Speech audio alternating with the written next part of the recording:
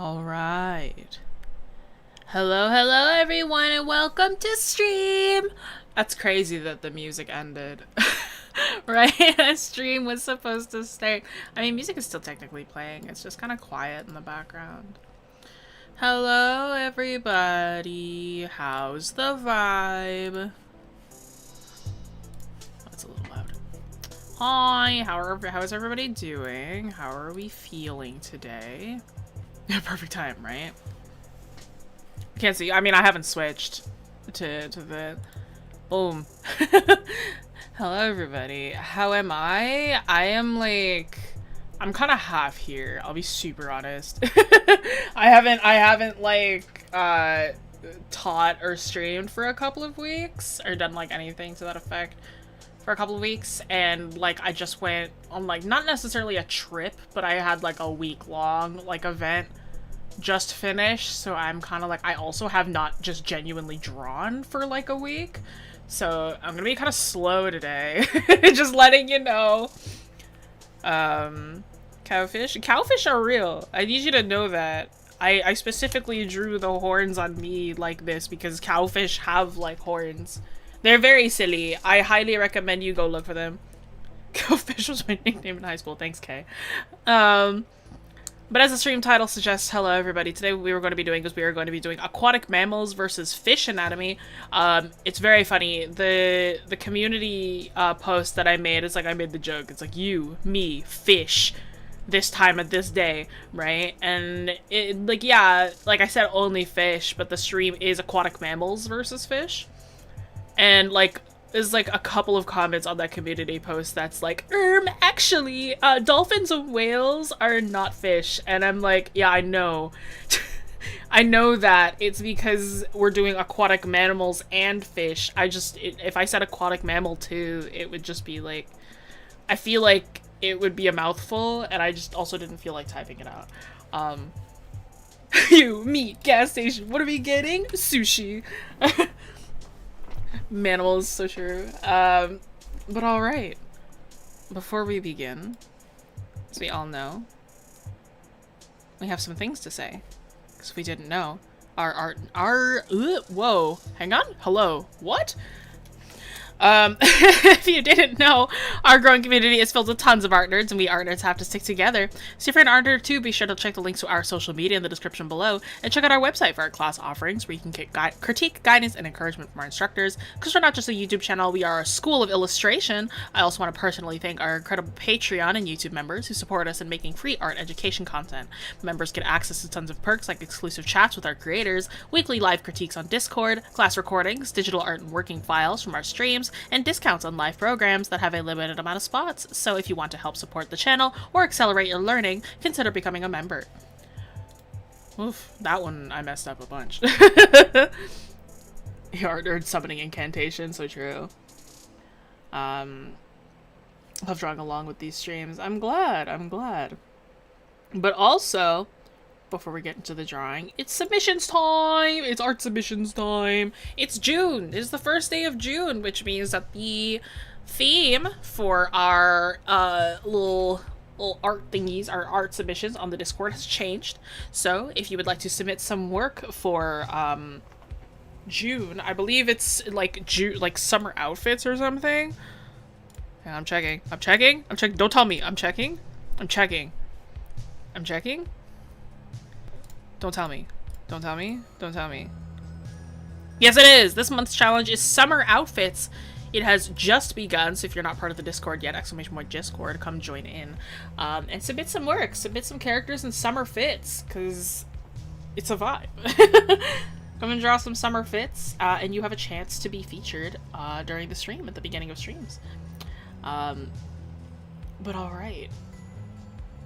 This first one by Amina. Love the anatomy in this one. My first instinct, I was like, I looked at that middle character and I was like, that pose is awesome. I was like, this is such a fun. I love the clothing folds, love the choices of outfits. I also love the idea of vampires wearing just like so much sunscreen because they just want to have some fun in the sun. I think that's really sweet. I also love how technically it's a solid color background, but you have like these cute little doodles that are just like barely visible, but enough to where the background doesn't feel too boring. I love that. I love doing that too. But yeah, no, I love these characters. I think they're really, really sweet. Thanks so much for submitting. Next one is by Cold Potato. I love doing this. I love having a picture and then drawing on top of it. Like, usually I'll take the picture myself, and then I'm like, I'll draw like characters on top of it, because I think it's A, it's really good lighting practice, B, it's just very fun. C, it means that you don't have to draw a background. So like, you get to draw your character on top of, draw a character on top of like a background. Yes, no, lovely to work with the lighting. Love how it's like the person is taking like a selfie. I think that's really fun. But yeah, thank you so much for submitting. This next one is by Doodles in the Discord. Oh, sorry, I didn't even mention oh, did I say it? Cold Potato in the Discord. This one is by Doodles in the Discord. Great anatomy. Love seeing that. I get a really, really simple one. I also love just doing the square block of color. I think it's great. Adding like that border also, again, makes it not as boring as if you only did just the solid color background. I love the setting. I love like how you've sort of staged your character in this like one little section. I think that's very fun. But yes, thank you so much for submitting. This next one is by Gray. I love cats. I think the kitty is so cute. Just has a little hat with a little rubber ducky. It's so sweet. There are two versions of this one. There was a traditional one and the digital one. I love them both. I put on the digital one because it was just slightly higher resolution. But I think they are both lovely. I love he's just in a little hat with a little ducky. It's so cute. He's just so happy with his little duck. And last, oh, this is my, I did say, I said Gray. I think, oh my god, I'm not here, guys. I'm so sorry. My brain not existing right now. Regardless, Gray, thank you so much for submitting. This final one is by Keeks in the Discord. I didn't put their name because it's right on there. It's on the shoulder. The Keeks in the Discord. Summer outfit for their witchy character. Again, I will always say it. You have a character with pointy ears. If they are not ginormous, what's the point? So thank you for these really big pointy ears. Love the outfit. Love the witchy vibes. I think it is important to stay true to yourself even in any season. So even though the witchy vibe is very much an autumn thing, thank you for bringing it to summer as well. Yeah, love the colors, love the softness of the colors, love how warm they are. I love working with warm colors. So this is a really, really, really nice vibe, I find, for this one as well. But alright, thank you so much for submitting. Thank you all 5 of you for submitting. Again, the theme for this June is summer outfits, so just drawing a character, drawing something in a summery setting. It's like, you got it, bro. So that is this month's theme. Be sure to join the Discord, !Discord, for a chance for you to, you know, be featured in the beginning of streams. The streamers pick you, and they like your work, they'll show you off in the beginning of streams. Okie dokie! Let's get back to this. So, today we're going to be talking about is the difference between fish and mammals. Alright? And this one is going to be, this one's going to be funny because, like, dolphin skeleton, because the like differences, quote unquote, that I'm going to be talking about are like honestly not the most nutso. I think I'm like everything that I'm going to be talking about is like, I personally see it as like common sense. Maybe other people don't, but I will be talking about that today. I'll mostly be focusing on the skeleton differences, the skeletal differences, because those are the majority of what it is. That's the main difference between a mammal and a fish. Let me just copy paste some skeletons into here, because I don't prepare anything and I have to look for everything immediately. Fish. Hello, Starverse. And hello, Gray. I'm not sure if that's artist in chat because we've got a bunch of people named Gray, but if you submitted on the Discord, your work was just featured. Alright. I need a fish. Oh, no. Salmon. I'll just go with a salmon. Salmon skeleton. Look at this guy. Fish have crazy skeletons, dude. There are so many. Fish have so many bones. Can I have the actual skeleton, please? And not just like a drawing? Skeleton diagram? These are not diagrams! These are, This'll do. It's a fish. They're so weird. Fish are super weird. I miss it. I'll have to look back later. Yeah, man. Oh my god, it's so tiny. It's gonna be so crunchy. I'm so sorry. This is gonna be the worst ever. Oh gosh. It's like 2 pixels. No, I'm getting a new one, and that's not looking good. Why is it? It says it's 12,000, but open image a new tab. Why is it so little? Hello? Where's the image? There it is. Oh my god, that's so much nicer. Oh, that's so much better. There we go. It's not as crunchy. Okay, perfect. It looks great on the website. Alright. Fantastic. Yes, we only stream on YouTube. It should be a challenge when you send people random skeletons and ask them to construct animals on top of it. The reverse of that is a very popular art assignment where people will like say like, here's a cartoon character, draw their skeleton essentially. I actually never had to do that assignment. I know a lot of people who did. I was not one of them. Which is like, I'm kind of sad I didn't. Mine was not the skeleton. Mine was the musculoskeletal system on any character that I wanted. I used my own. I used corn. Can I find it? I'm going so off topic right now. Just a second. It is related to art. I think this is it, right? Yeah. Oh, it's ancient. Never mind. We're not looking at that. That is ancient artwork. Regardless. Welcome in, Emmy. It's probably easier to get a 70 bone at IRL at this point. Real. I hate looking up references. That's okay.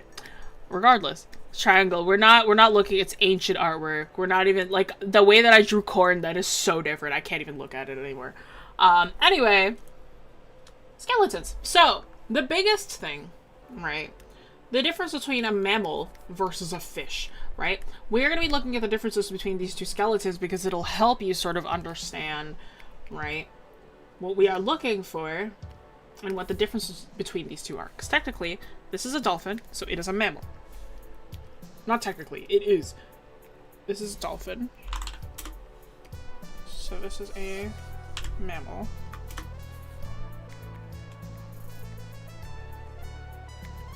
And this is just a fish. I genuinely don't know what this is. I think this is a bass. I tried looking for a salmon and none of them had none of them had salmon that didn't look like clip art, and I was like, I need anatomical salmon, but there is no anatomical salmon. So this is just a fish. This is just a fish. The corniest Jim. Alright. First thing that we're going to point out, right? Dolphins are mammals. And the things with mammals...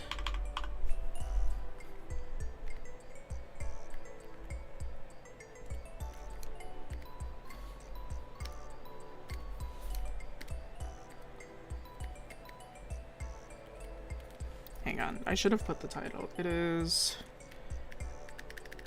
Fish versus aquatic mammals. Anatomical bass. Yeah. Little Korean model, something, I don't know. I don't know, man.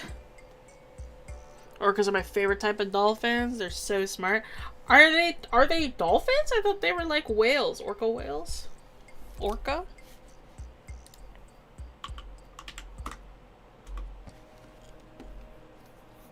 Yeah, it's a toothed whale that's the largest member of the oceanic... Oh, it's a dolphin! Orca killer whale is a toothed whale that is the largest member of the oceanic dolphin family. That's a very misleading sentence. That sentence is is an emotional roller coaster. It tells you it's a whale twice and then goes, never mind, it's a dolphin actually. Part of the dolphin family. Yeah, that sentence is very misleading. Mind is blown. That's crazy. That's so fun. You guys didn't know? Nah, bruh.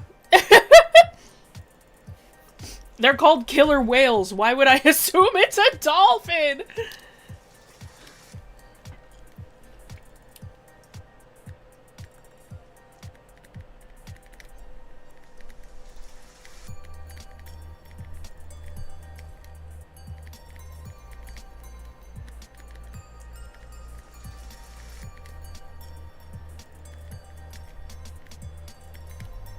Oh, I didn't get to,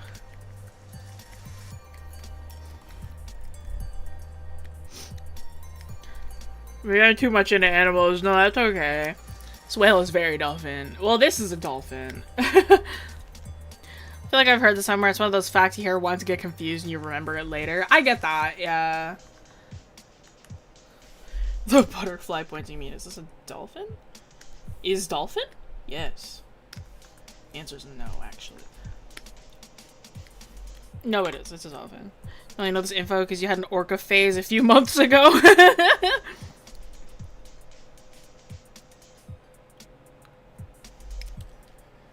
Okay.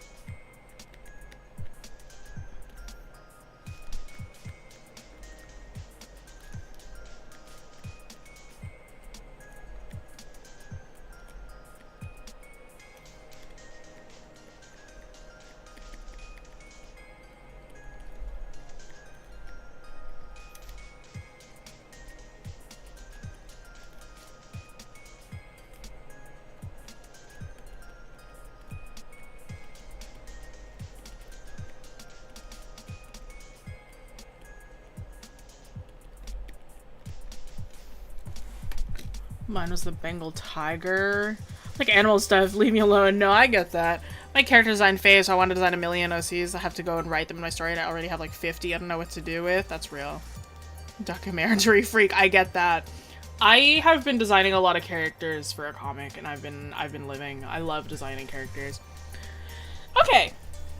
I'm gonna say this, then I'm actually gonna restart Photoshop because she's running a little slow. But alright, mammals, right? Let's start with mammals. Mammals have very similar bone structures to one another, right? Because it is the same umbrella classification of mammals, right? And there are certain ways that bones are placed and certain ways that they function on the body that is very similar to each other, right? Each mammal, you can kind of find the major things in around the same place and in the same structure, right? That's what makes us mammals. Fish, by comparison, right? Fish are like a classification all on their own, right? This is not a mammal, it is a fish, right? And they bear very little resemblance to us. By comparison, a dolphin, actually, if you break it down to its like simplest forms, a dolphin is actually somewhat similar to us. The only thing that they don't really have that you could see here is they don't really have a pelvic bone. But you can see a very similar structure up here with the rib cage to us. And I'll go over that in a second. Let me just like restart Photoshop really quickly because I forgot to after class. So right now I'm just kind of floating here.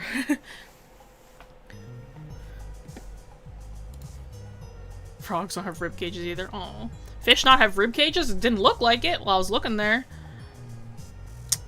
Beginner artist just started the Loomis method on faces this morning. I can't wait till I design my own OCs. Yeah, man. Loomis is fun. Loomis methods are fun. Load, please. Thank you.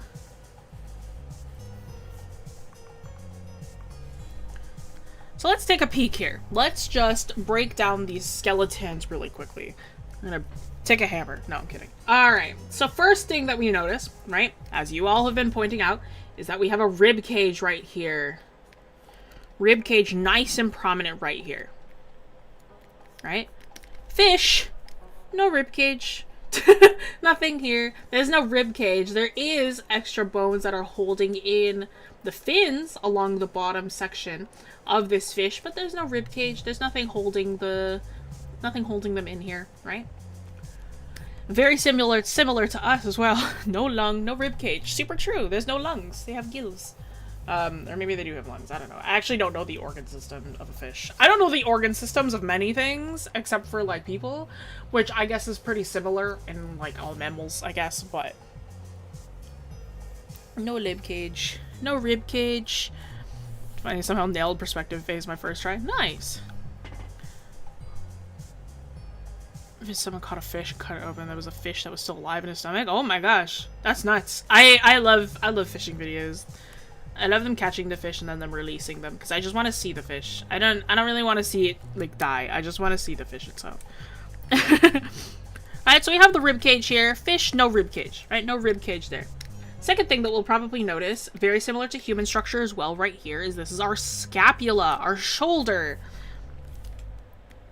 Our shoulder bone, right? Which our shoulder is connected right here. There's a bone right here, which is the collarbone of this dolphin.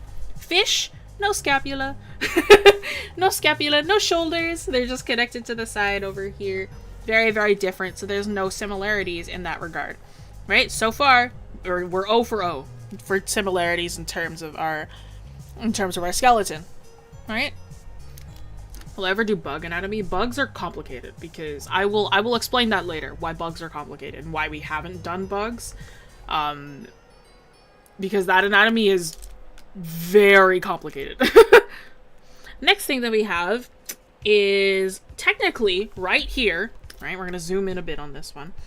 Right here, if I break this down, this entire fin is their arm, right? And we're going to break this down together. So right here is their humerus. This is our upper arm. That's their humerus. Right here is their radius and ulna. Right? Their radius and ulna, those two bones that are in our, like, forearm. And then they have all of their carpals right here. Those are the little bones that are in our wrist that all kind of glide together. And then right here are the phalanges. These are their fingers, right? So we have essentially just taken the entire arm and just squashed it down, you know? It is all just, like, tiny and stumpy, right? No ribcage, no lungs, no scapula, no job, no money, no nothing. Yeah, so true. He's a freeloader. All fish are freeloaders. That's what we learned today. But right, very, very similar anatomy to us, right? Their fins, their flippers, are essentially just really short arms, right? Attached to the scapula that goes along the back. Fish, no hands. No bones for hands. They just have tiny, thin little bones that go in each of their fins. Right? They don't really have hands. They kind of just have fins, which is a completely different thing. Right? And these are all the differences that we've done so far. The one thing that we have, that both things have, is the spine. We have one big spine that goes along the back here. However, there's one really big key difference that we are going to talk about in a second. Ugh. There's one big spine that goes along the back here, right? But the biggest difference, right? I think you can kind of see it, right? A spinal piece, if we look at it from the front, kind of looks like this. One spinal piece kind of looks like this if you look at it, right? If you want to touch the back of your neck for me, if you touch kind of around the base of the back of your neck, you can feel one of these points up here, right?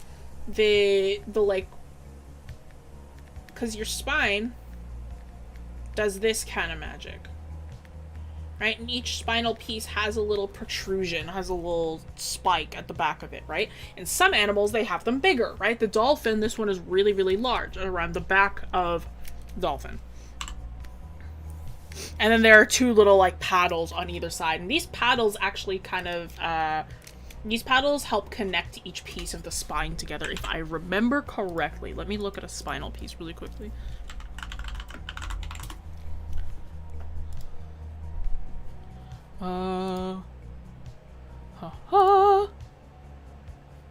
Yes.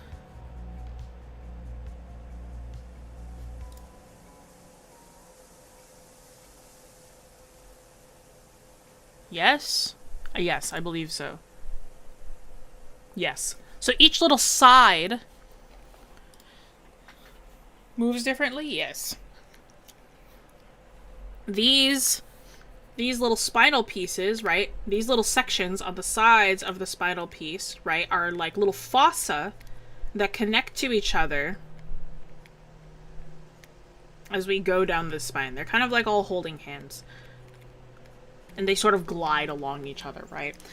But this is how our spinal pieces connect. If we look at the difference between the fish and the dolphin, you will see that these little connecting bits are along the side of the dolphin, like they are with us, right? We have the little spike of the spinal cord facing upwards and a little bit down here as well. But the little connecting fossa are all along the side of the spinal pieces, just like ours. By comparison to the fish, right? The fish, all of those connecting pieces are on the sides of the spine.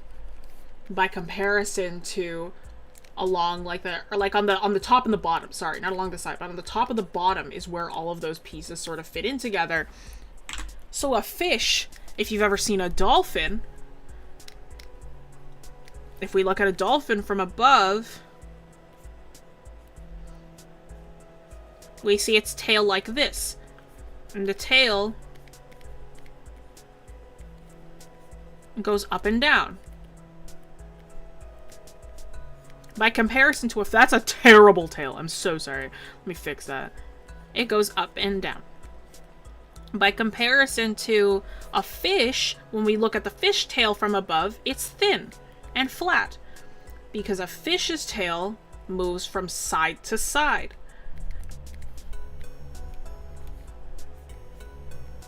Just based on how the spine is placed on the body. Right? Fish. Oopsies. So based on the spinal, like, how it's built, how bro looks, it is different from one another, right? So if we're drawing anything like as aquatic mammals, you're gonna have it go up and down, right? Because that is A, how the flippers are built on here, and B, just how the spine works. But the fish are like built for like one direction. They are built to flop around, and their tails will move back and forth, right, to help them propel forwards. Yeah. Alright, that's about it though. I mean, like, we kinda got it from there. What do you mean? Crop, please. Thank you. That's about it, though. I think that's, like, as much as I have to say. Like, there's not, like, yeah, there's a lot of differences, but the biggest ones are, like, the spinal ones that show you how different things move, right? But yeah, let's get into the actual drawing for today. As you guys probably saw in the poll, I asked you what fish you wanted me to work with. You chose the dragonfish. Now, dragonfish, those little guys, they're actually not that big. They're, like, as big as, like, your thumb.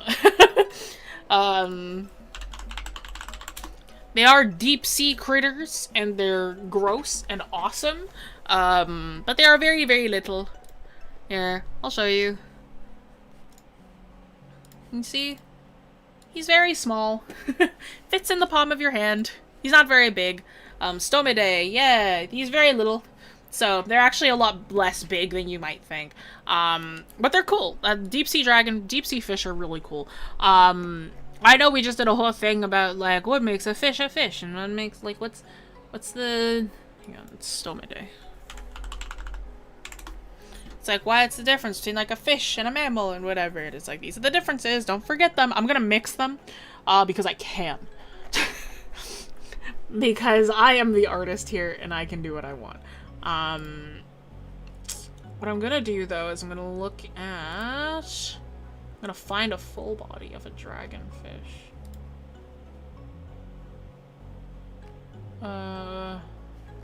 Bro, there are no good refs.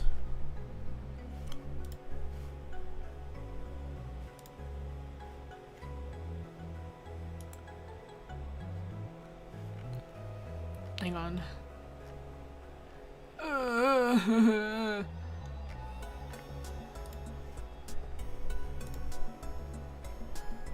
Yeah, this'll do. I'll just have like a bunch of references open because I'm like, I can't find anything that's like good.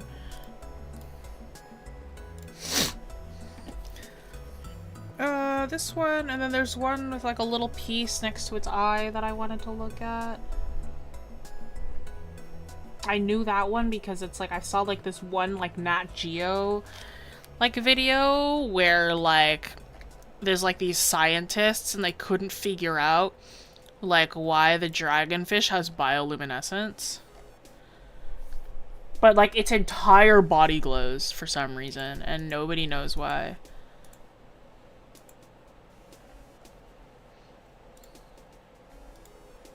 There we go. Yippee! Fish! Fish. He is an incredibly silly guy. Don't mind me as I deal with these references. Debating your gender in Discord again. Look funny if you're not their prey. Man, we're not their prey, so it is very funny to me. I'll just have him over here.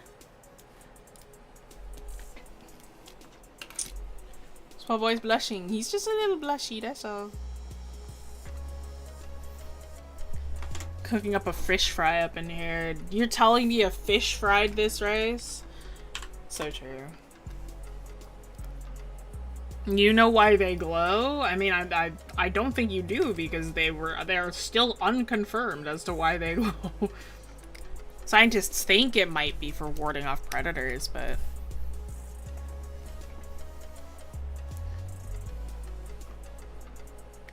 she cooking. I learned that I can't cook, but I can bake. I've been loving baking recently. I made my mom a cake for her birthday, and it was like the most successful thing I think I've ever done. It was this really good, like, chocolate cake.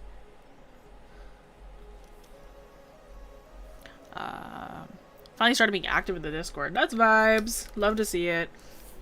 You know, I feel like going a little crazy, you know? I feel like, you know? Yeah. I'm kind of, I mean, I've already said sorry a bunch of times. I'm kind of not here today. I'm like, yeah, I'm physically here. My head, poof, somewhere else right now. Jessie is not here right now. She's a little clocked out at the moment. And I apologize profusely. I haven't drawn in like a week or two, and I was really slow in my other classes as well. And I was like, my classes from today, exclamation classes, I was like, I apologize to my students. I was like, guys, I'm so sorry. I'm kind of like really tired and like not really here. My head is in another place right now. And they were like, it's okay.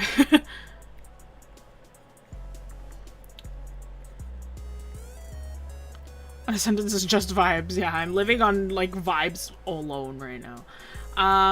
But yes, for the person who asked earlier why, I don't like this so far. Well, for the person who asked earlier, like why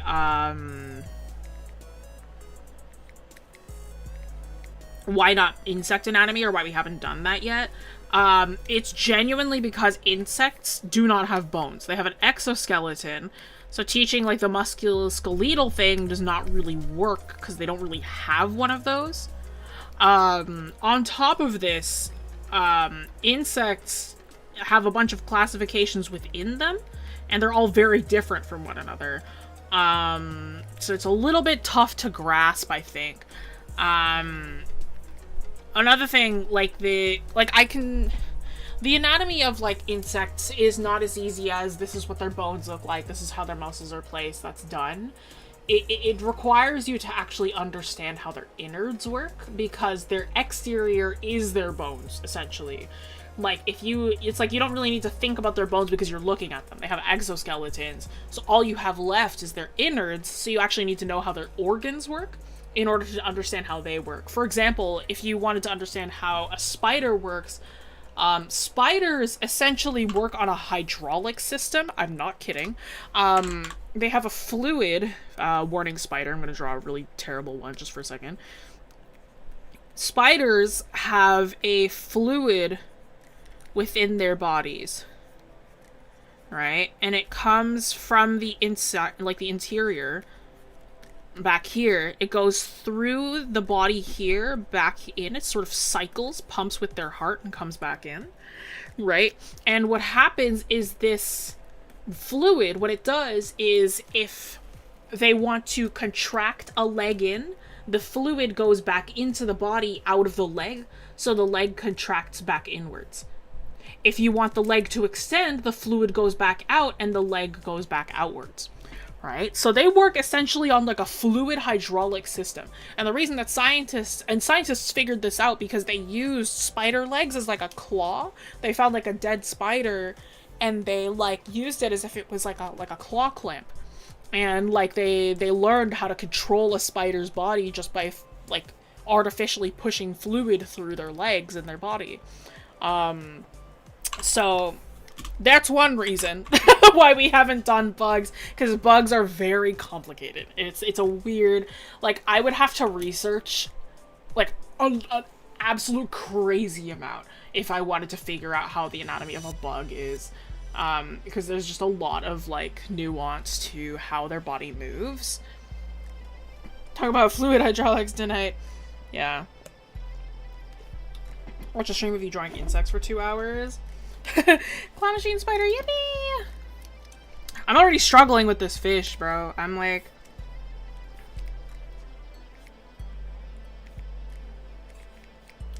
I don't know what it is with me and like...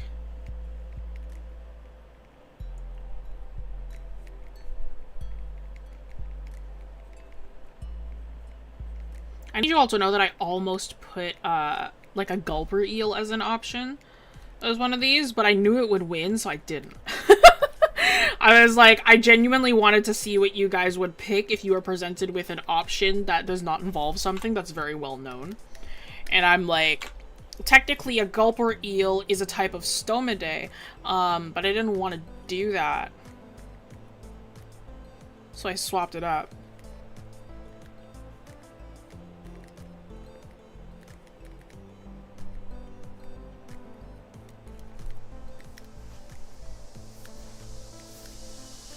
Yame is over, but I didn't really get to draw a mermaid, so, we're doing it anyway. We're running it. It's like fishy. I get that. I also just like fishy.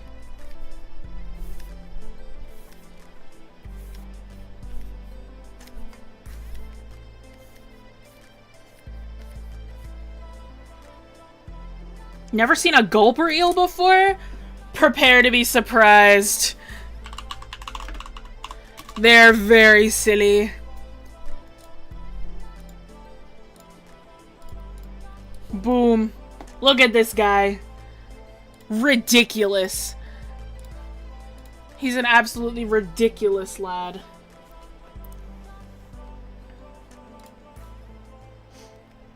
Not only are their mouths that crazy big, they can also inflate. They inflate, and like that's the mouth right there, and then they deflate, and they're like 3 lines. Gulper eels are incredibly silly. Also known as pelican eels, I think. See, this is what he looks like when he swims around and he's like deflated. He's super silly. That fish is flabbergasted. You've never seen a gulper eel before? Gulper eels are ridiculous. If you've ever seen a pelican like yawning, like that's the gulper eel's like a whole existence, dude.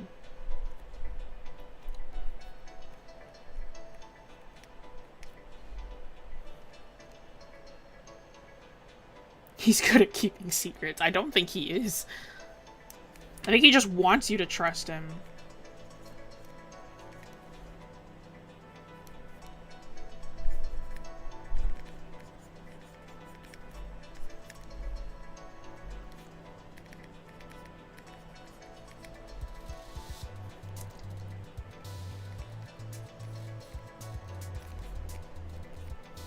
I'm trying to like get my hand moving quickly so I can like get back into the groove of moving quickly.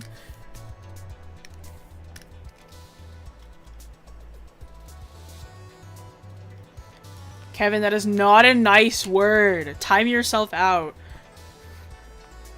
I'm a gooberous tonight. Everybody point at Kevin. Say that's not a nice word.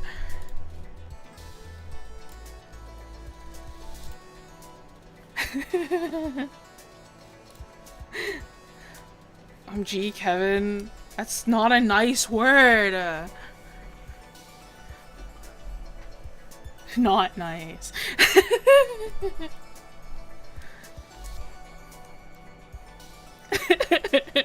Yeah, everybody pointing emote. Pointing emote in the chat.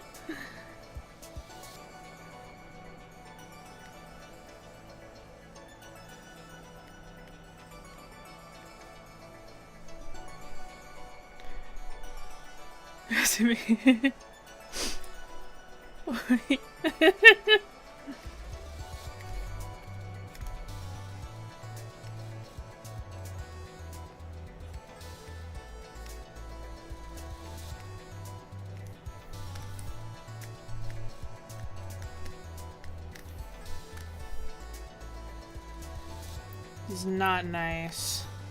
It's okay, I forgive you. Just this once.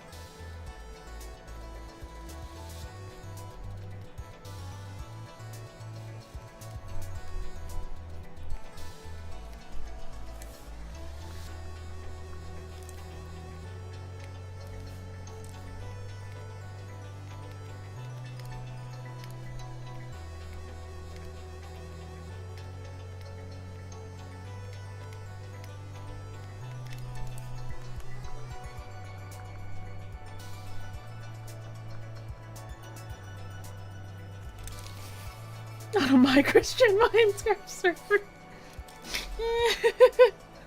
Came back to this terror from down under. It was shocking. I see.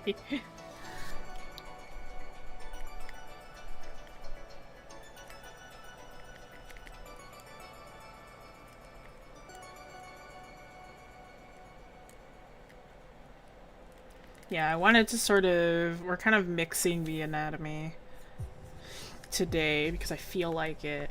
I'm kind of giving myself a pass right now. I'm just like, I'm letting this be within my comfort zone mostly because I'm like, again, I'm kind of not here. So like, I'm like, we're just gonna let this one, like, you know, gonna let this one vibe. Mods, fill his stocking with coal.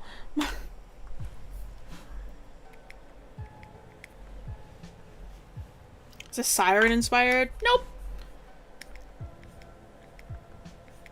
It is very like mermaidy. It's kind of my like want for this.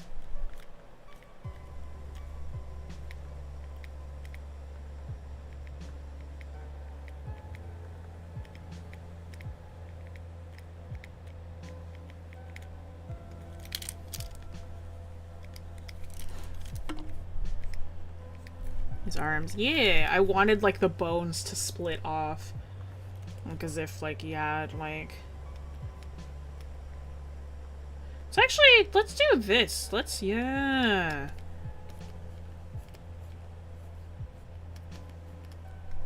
Yeah, give him a second set of like stumpy, terrible arms. Cool. Yeah, I like that. That's cool. It's a small fish? Nah, it's corn.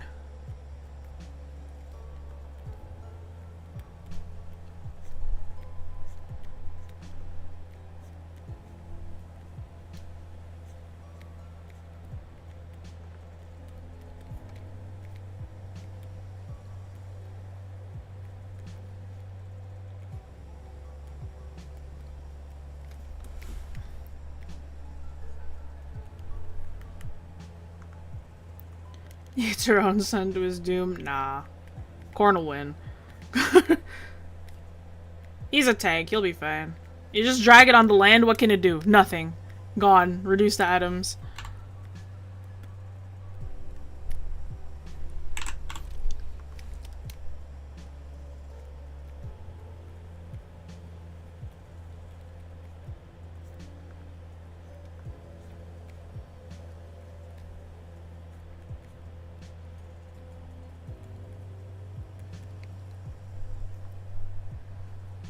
How big is this guy compared to a human? Well, Corn is 4'10", so do the math. You can sort of guesstimate, I think.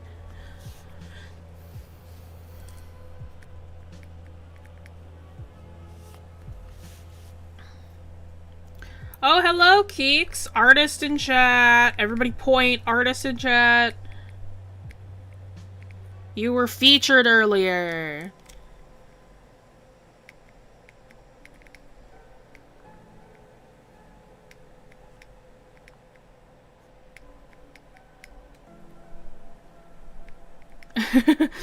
Yeah, artist in chat.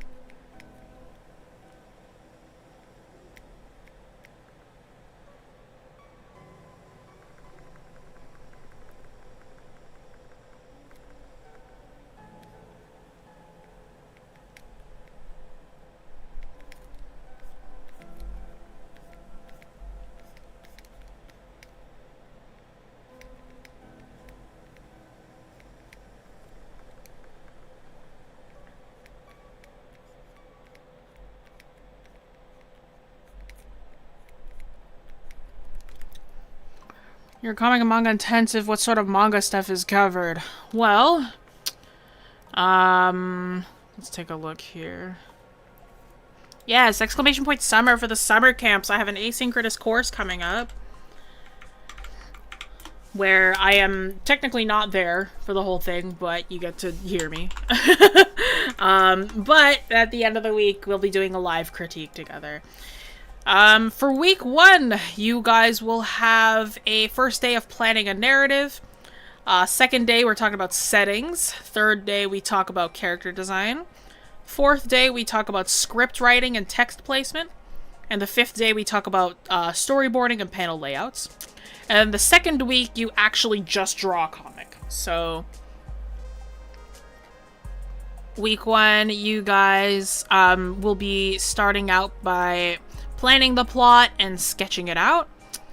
Day 2, you guys will be working on your line art. Day 3 will be backgrounds. Day 4 will be colors. And day 5 is final touches and lighting. So that is what you guys will be covering. It is genuinely just like everything comics. It's not exclusively manga, but it is just like, it's just like it applies to comics as a whole.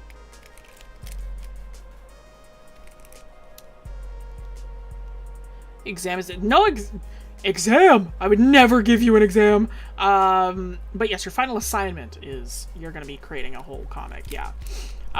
Genuinely, like, no less than 4 pages. Or usually I say, like, no more than 4 pages usually is what I say. I always do more than 4 pages, just because 4 is too little.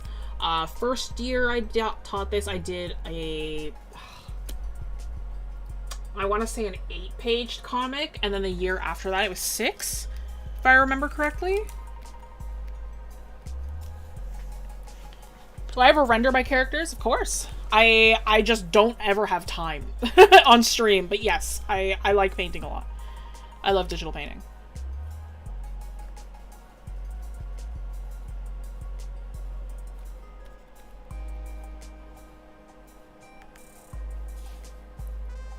Never give you an exam. No, I would never do that to you. Is it a class? Oh, should I join? You could if you want. This is for a, I mean, yeah, the camps are a class of some kind. Exclamation point classes, though, if you want to check out the actual classes. I'm not teaching for the summer, me specifically, but other instructors will be, if you want to check out their classes. Because we have other lovely instructors at the studio.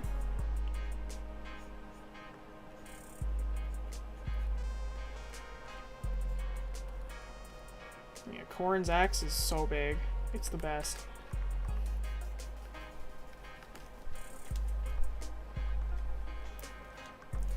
Yeah, no problem. What's the difference between a manga and a comic book? The origin of where it's created. Mangas are from Japan usually. It's a Japanese styled comic, and a comic is kind of just an umbrella term for A narrative drawn with pictures. Like, comic is the American, like the Western, like, way you'd call it, but, like, technically, like, a manga is just, like, Japanese comic. I won't say that it is comic in Japanese, because I could be wrong on that. I do not speak Japanese, but if I had to guess, that's what it is.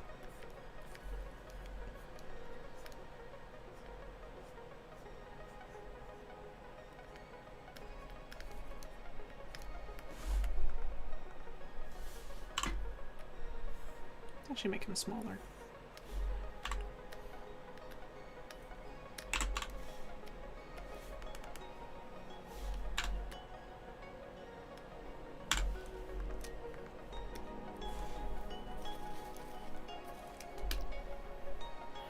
Explain Wing Canvas is it like an art school or like an online one? It is an online art school. Yeah, manhwa is Chinese and manga is Japanese. Yeah, we are an online illustration school. We used to be in person, but now we're all online. So it's all online classes. You can join from anywhere in the world. If you can't join for the actual time, we have recorded learning options where you can just get the recordings of the classes afterwards. But then you get crit and guidance on your work. You get portfolio help. You can get just general, like, curated classes depending on the type of classes you go to. It's fun stuff. A comic cartoon. There you go. Yeah. So there you go.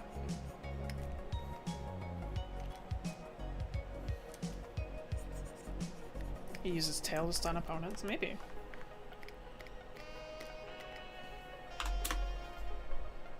I am actually liking this one so far. I think it's pretty neat.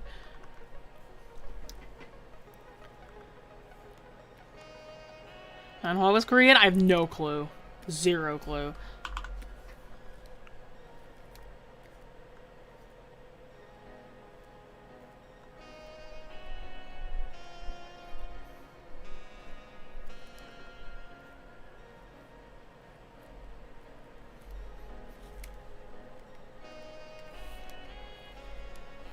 Yeah, I apologize if I'm moving a little slow today. I still need to finish my recordings for my comics camp as well. I'll probably, like, finish it this week. Yes, another thing to mention, because I couldn't think of a way to integrate this organically, but we have a new feature on our Discord, a new thing that will be for all memberships. All membership tiers until June is our Discord critiques. We call them our office hours at the studio. We, as the streamers of the channel, will go in every week on our Discord and give personalized critique on your work that you submit into the members critique channel.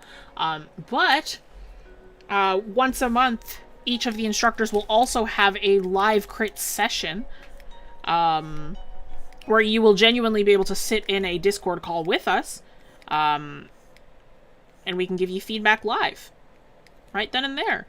So mine is always on the first Wednesday of the month, so mine is actually next week, Wednesday, on the 5th.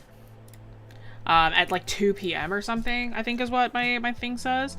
So mine is at 2 p.m. And then I know there's an order. I can't remember for the life of me. No, it is not free. You have to be a YouTube member or a Patreon member to get this perk. And it is free. It is for all membership tiers until June. So we are going to be switching out the membership tiers that actually get this later down the line. But if you want to take advantage of that right now, hey, YouTube membership right there. YouTube membership or Patreon membership. One or the other. Whichever one suits your fancy.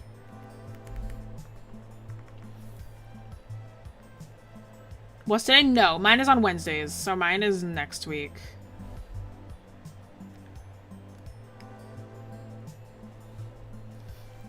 Got my whips ready. Yeah, man.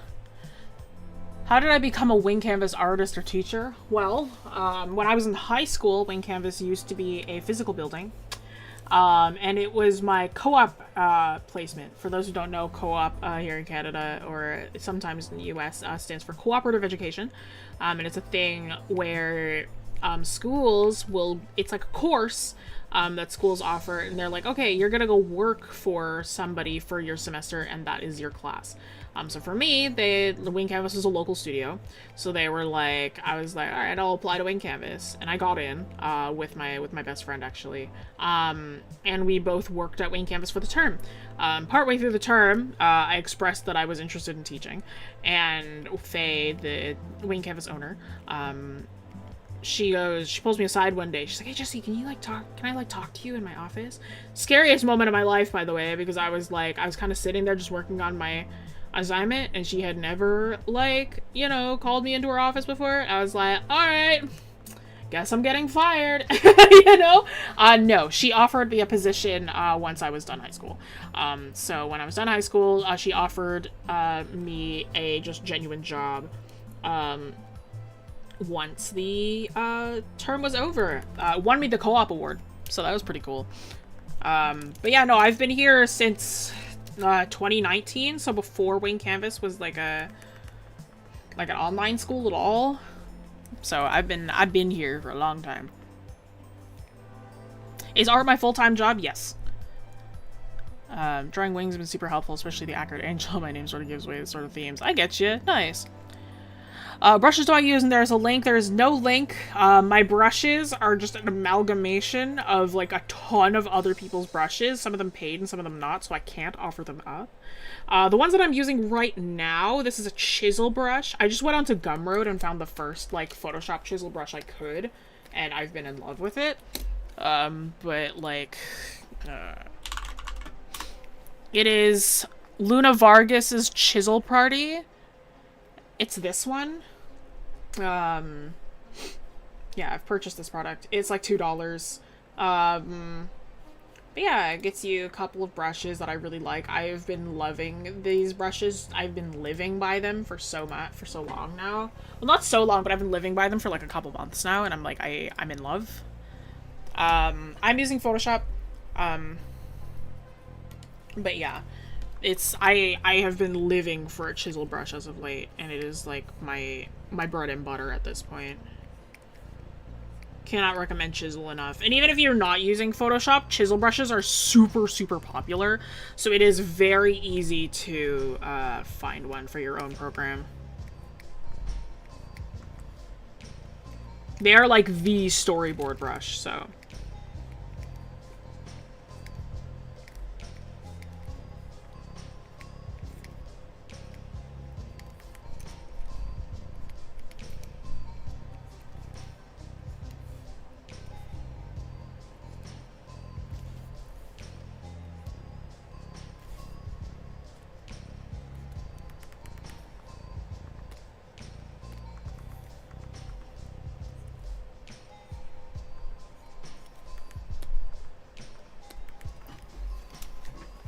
Am I winning? To a degree, I think. I'm waking up a little more. That's nice. So I guess I'm winning in, like, being awake. How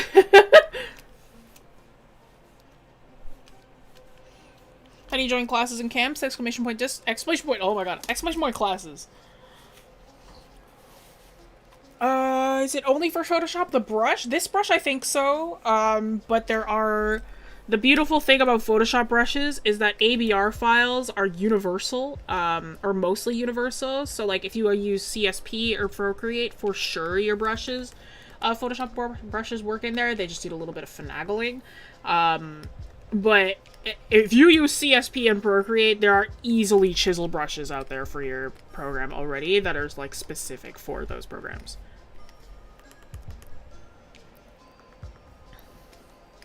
Hello, Colfer. Welcome back.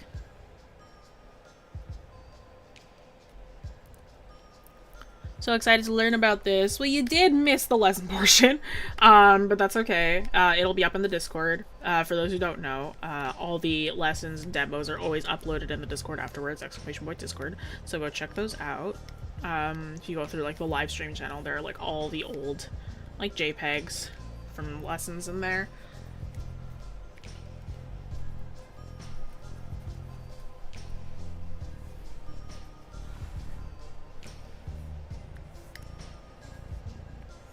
Yeah, I just love how the, like, how the brush, like, glides, you know? It gives itself, like, its own sort of texture. I love the feeling of, like, of these brushes. Like, I love how, like, they feel. The roughness of them is so nice. I'm, like, in love with how they work. Frog? Kinda. I did, actually. Good catch. I was kind of working with a frog leg, for these parts of the body. I'm like, in my brain, I was like, yeah, it's, like, technically a mix of a fin and an arm, but I'm like, it's kind of, like, I'm technically working with frog anatomy right now, but that's okay.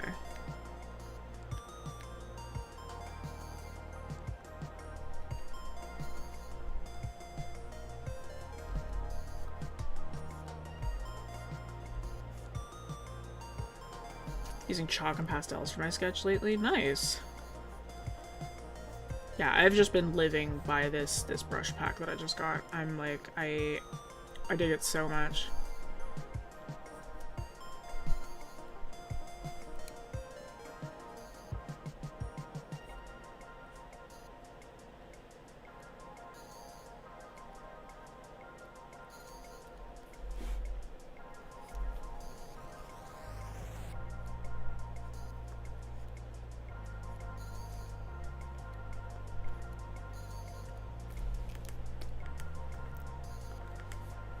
Cool. I kind of like that. The perspective on this finger here is cool.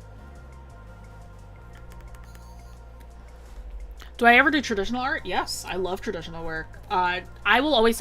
I bought myself, actually, recently. I got myself a chisel liner, like an actual ink chisel. It's the Faber-Castell. It's part of their, like, a what do you call it? Like a liner set. One of those was a chisel. I basically only bought it for the chisel, but I also love the felt tip brush in there. It also feels really nice.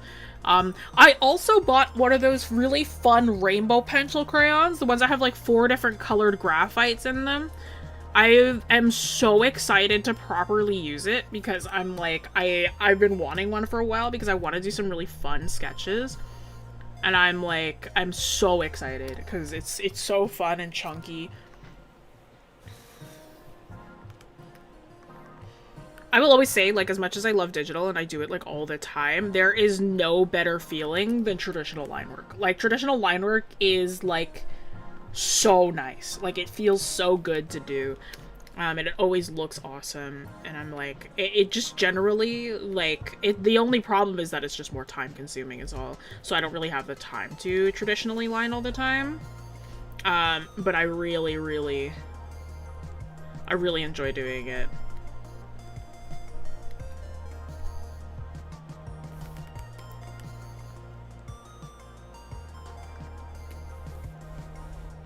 Doing that right now. I love traditional line art until I mess up. That's real. First digital brush a couple weeks ago. I had just simple G pen. Most settings turned off except for pressure. Nice. Very spooky. 10 out of 10 would not want to encounter. Thank you. Really enjoy the sounds of pencil and paper and canvas. Oh, 100%. Yeah. The sounds are everything. Cool metallic ones. Yeah. I am like... I haven't had, like, the opportunity to do, like, full traditional art in a really long time. I recently had my very first, like, IRL, like, D&D session, and that was a lot of fun. But I did, like, I normally draw all my notes, so I actually drew all my notes in a sketchbook by comparison to, like, digitally. So I have to scan those in. I have to take pictures of them so I can upload them to the server later, like, our D&D server. But yeah, I had a lot of fun with that. We're watching the tutorial part. Have fun.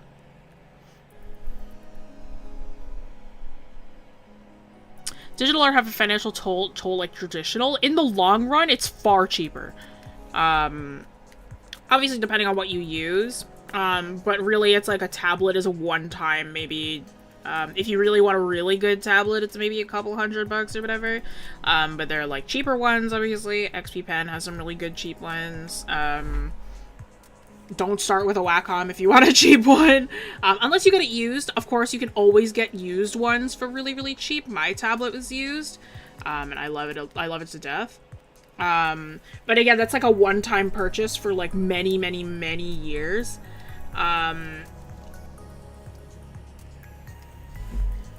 And then, like, if you get, like, a one-time payment software, that's one-time payment. So, again, it's free after that. And you can just kind of make art infinitely. You don't have to pay for more things. In the long run, digital art is, like, way cheaper than traditional is. Because technically, right, if, like, if you get a free software, if you get a tablet from somebody, and, like, you just teach yourself, digital art is completely free to do. It is an extremely accessible art form. You can even do it from your phone, so it's, like, it's pretty, like, cheap. Like, I pay for Photoshop, so it's, like, it is a subscription price. But, like, if you're not paying for a software, it's pretty cheap. I need to bring this down, actually. I should go, like, down here.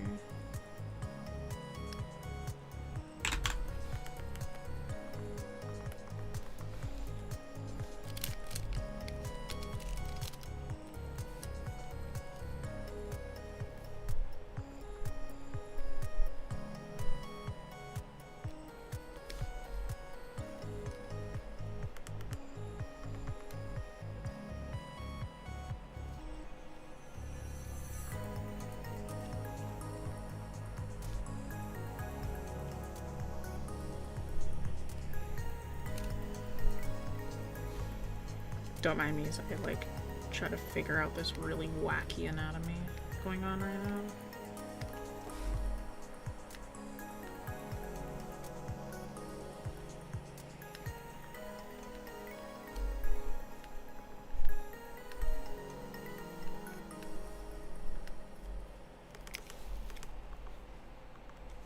It's a tangent. Man! Ugh. Okay. It was a cool pose, but it's the spacing is weird. Used to be a finger artist and I graduated to mouse and MS Paint. Oh my god. I'm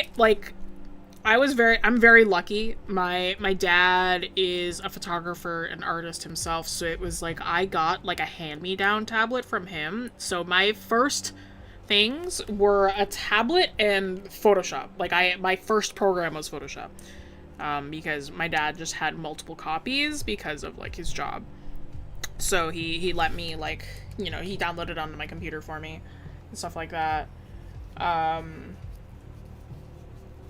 this dynamic pose. Thank you. Doing my best.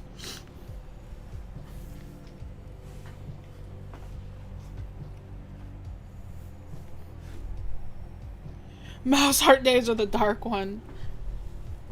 Biggest Wacom is like $3,500 plus $500 stand. My Wacom, Cintiq Hybrid 13, was $300 total for everything, because I got it used.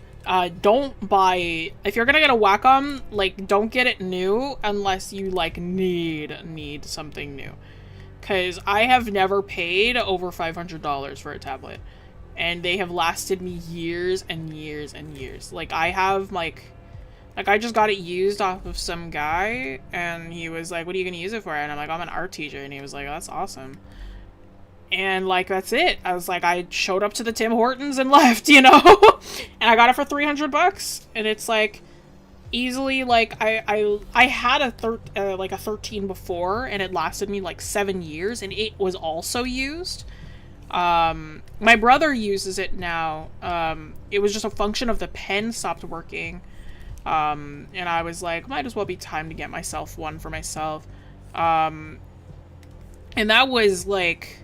That was already, like, 3 years ago. I have been working on this same tablet for a very, very long time. It's like, do not bother getting a new tablet. Like, just get one used. If you want a really high-end one, like, don't even bother getting a new one.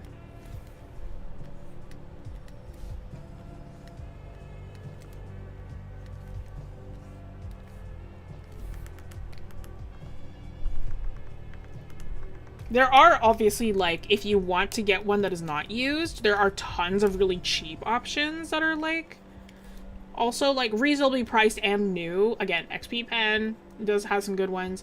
But, like, there are, like, so many different ones. You can work that off in, like, 2 or 3 big commissions. Exactly. Thank you. Thank you, both of you, Snoop Doops and random art stuffs. Yeah, don't get into if you're on a budget. Yeah, 100% don't get into if you're on a budget. If you are on a budget, you can get a tablet for $30.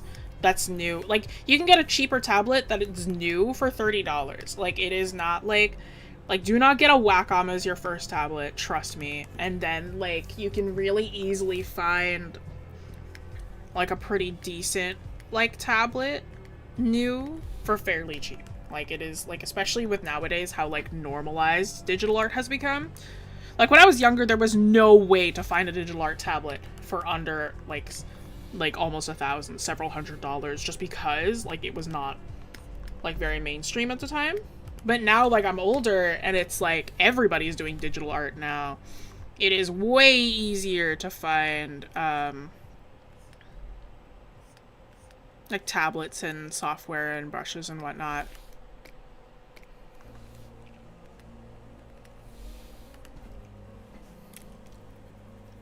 Is the tablet you're currently using used? Yes, 100%. My again, they no longer produce these tablets. Wacom 13 Hybrid HD. I got it used from some dude. We met up in a Tim Hortons. I got it from him, and it's been working for like 3 years now. Like, especially artists who are selling their tablets, it's either they have something better and they don't really need it anymore, or they're like upgrading and they want to not let it sit in a box forever.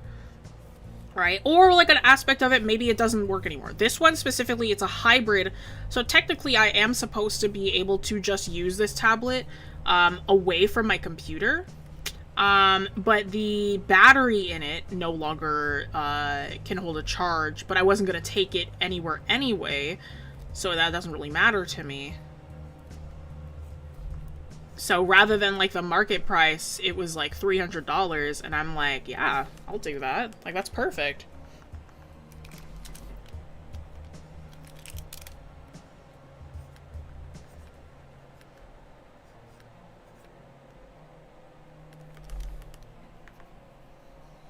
Or they just got tired of digital, also true. Yeah. I don't use a real tablet. I use one of those foldable laptops with a touchscreen. I lose keyboard shortcuts, but it's worth it. Yeah, I also have a foldable laptop with a touchscreen. Mine is the Microsoft Surface. I use that one for travel. Like, if I have, like, work that I gotta take on the go, I use my Surface and bring that with me.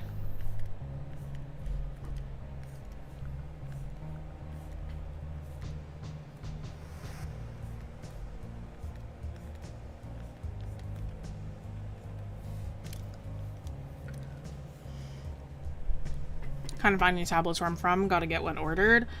Yeah, like, where I'm from, it's, like, it's really easy to just go to, like, Kijiji, or, like, Kijiji is Canada's Craigslist, by the way. Really easy to go to, like, Kijiji and just be like, hey, need a tablet, and then there'll be, like, tons of people offering just to sell their own. The guy that I got mine from, I believe he had upgraded to a bigger one, so he was like, I don't really need this anymore, so I was just willing to sell it. I was like, sweet, man. Okay, here's the hard part, is doing the whoop.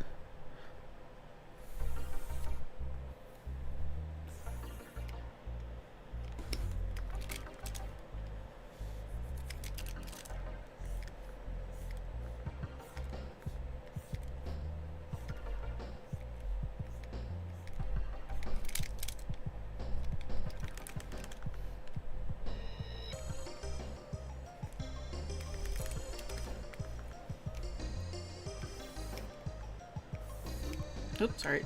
Hit the microphone.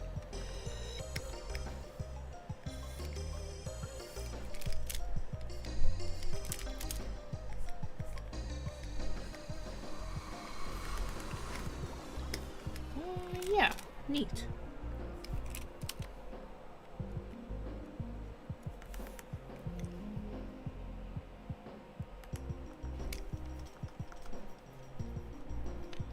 Hockey speed up a workflow so much, being able to hit back without stopping is... Yeah, no. I have buttons on my tablet programmed directly in. They're like... I tend to use those a lot.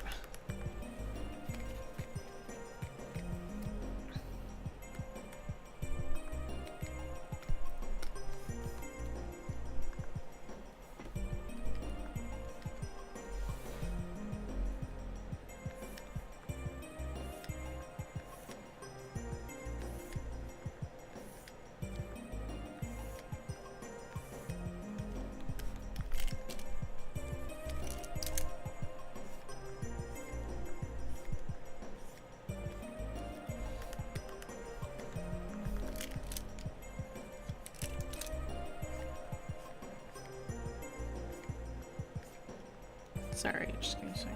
I'm like focusing on this. Okay. No.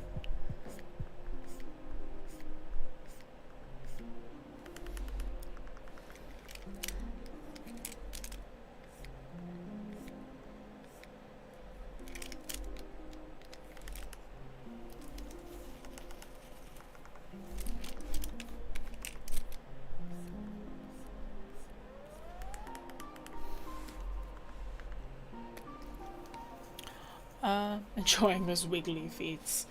The, yeah.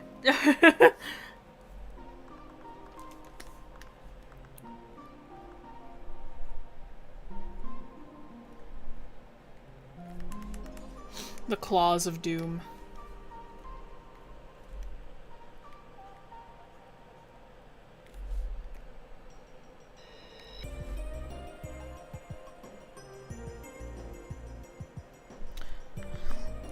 I always use the rule of thirds while drawing. I learned about it in my filming class. Using art to help with focus points, dynamic posing, also 3D sculpting helps too. The rule of thirds is one of the first compositional techniques that you're taught, in spacing. Rule of thirds is literally the thing where they're like, don't forget your rule of thirds. It's like every art thing ever. You said you were a film student. I use, shot types and cinematics. I use those to teach my comics class. Like, I'm like, make sure you're mixing up how your panels look. You can use the cinematics principles of different shot types. It helps a lot with doing different kinds of compositions and different kinds of layouts and stuff like that. To give variety to your panels. You'd be surprised how much of other arts inspire each other. Because again, it is all under the umbrella term of art, right? So everything kind of like works together in funny ways. It's why I also like really encourage my students. I'm like, hey, get inspired by something that's not an illustrator.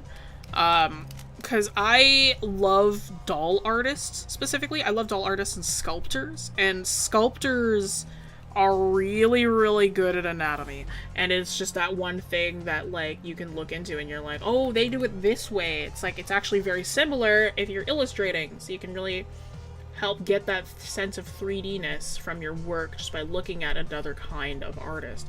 Helps a lot.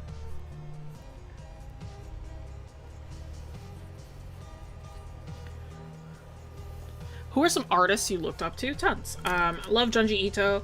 There's a painter, Nadia Kim, who I love a lot. There's a guy on Twitter named Squiddy, Big Squid Man, that I really love the line work of. There's lots of people. I'm like, I can't really name all of them. Change your avatar. This thing has been changed for months. Where you been, bro? Oops, sorry, hit my mic. Junji Ito too. Yeah, he drew, back in 2019, he visited Toronto. Got to see him draw live in front of me. It's pretty sick. Yeah, we watched him. It was a Q&A. Got to watch him draw Tomy for us. It was great. Well, he answered questions. He's very funny. One of the questions was, like, what inspired Gyo? And he was like, well, you know, I thought that if sharks had legs, That's pretty scary stuff. That is the entire reason he made Guido.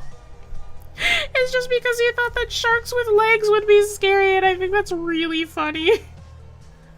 I'm like, you know what? He's right, you know? Sharks had legs, it'd be pretty scary. Pretty spooky, dude. Oh, Monster Hunter designs. I don't play Monster Hunter on Hun because, like, it's just the type of game that I know I wouldn't like playing. But, like, the designs, eye candy. Same thing with, like, Bloodborne, all Soulsborne games. I love those designs to death. I would never play a Soulsborne game. I know I would die. I know, like, I would lose my mind playing a Soulsborne game. Because I do not do well with, like, really difficult games.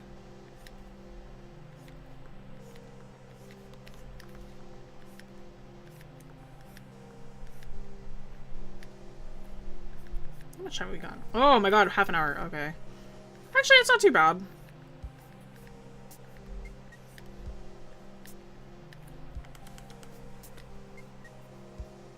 All things considered, it's not the worst.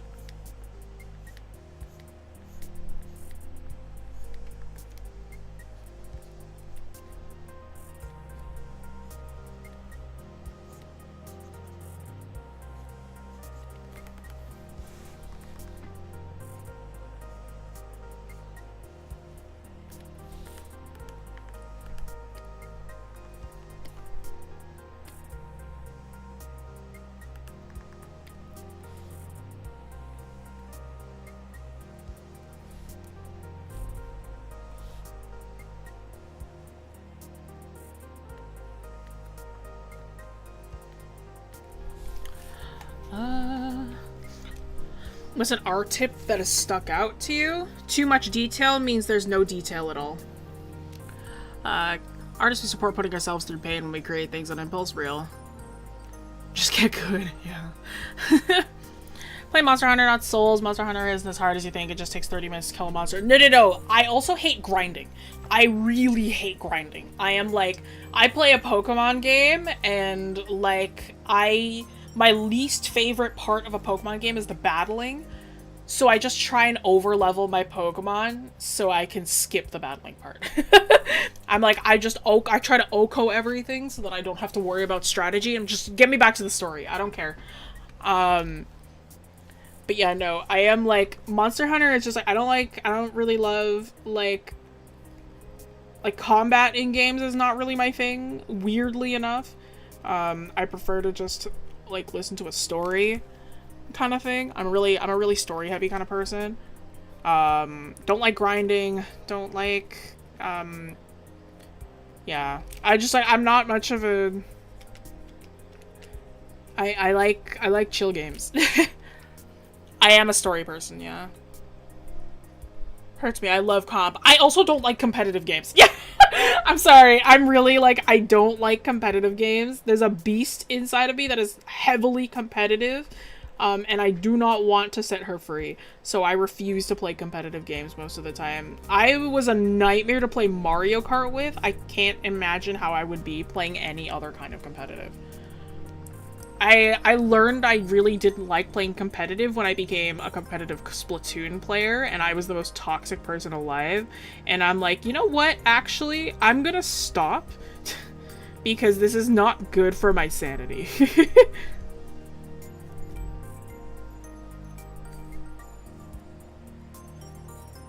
Me as an individual, I recognize this is not healthy, and I will stop. Competitive burn. No, here's the thing. With art, I'm not competitive at all. I'm like, I love seeing other artists succeed, and I want them to. I don't even get that thing anymore where I see an artist younger than me, and I'm like, ugh, they're so much better than me. I hate them. I don't even get that anymore. I'm like, I see a artist who's younger than me, and I'm like, and they're better than me, and I'm like, carry on the torch. When I leave, the art world will be better in your hands, kind of thing, you know? But, like, games? No. I refuse.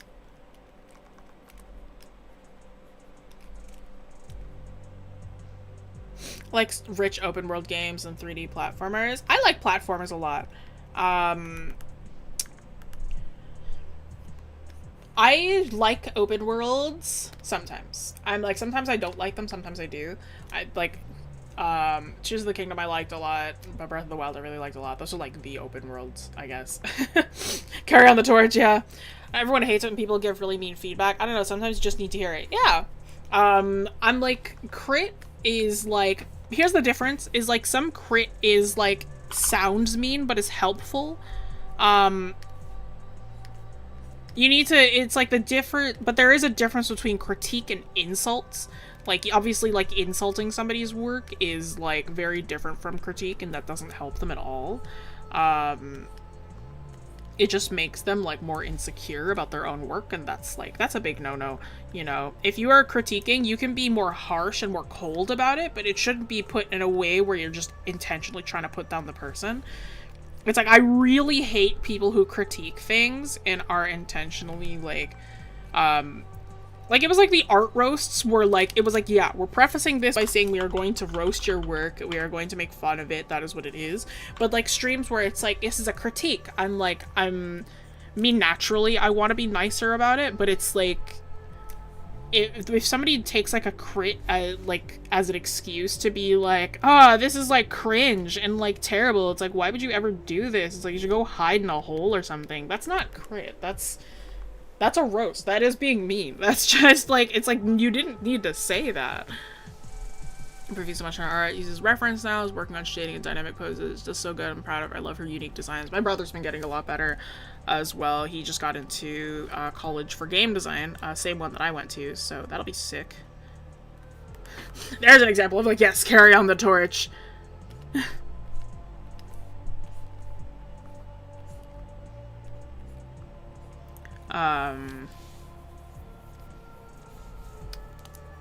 Someone in another server told me that my art was really generic, there wasn't much life to it, so I've been trying to get out of my comfort zone and try new things.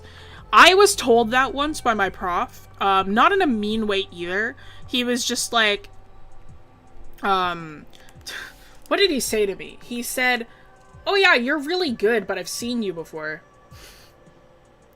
That murdered me. I think I had 1,000-yard stare for the rest of that day. I drove home and I was like staring, like I'm driving home and I was staring into the middle distance the whole way home. I think my whole like world shattered. He was like, yeah, he essentially told me, is like, your work is really good, but you're not unique. And I was like, okay. You know, that like it plummeted me. I took psychic damage, dude. I was not okay for the rest of that day. And then I was like, I vowed to try and find something interesting with my work. I don't know if I found it yet, but I know I've definitely, like, anatomically I've gotten better, like, in the very technical sense, but I'm like, in terms of like individuality, I don't know if I'm there. Like, I think I'm just okay, you know. And there's like, it's why I generally say, like, people are like, Jess, you're so good. I'm like, I'm okay. You know, that's not me being like humble, that's genuinely how I feel about myself. But that's like, you know, I think all artists feel that way about themselves. I think a little bit of self-humbling is important. A person who told me was like very clearly jealous, wanted to put me down. I'm just taking the parts I need to improve, not letting it ruin my day. Of course, yeah, for sure. For me, it was my prof, and he was very clear. He wanted to help. He was a really, really good artist. And like, I knew he didn't dislike me. There was one of the first things he said behind my back, that another person told me about.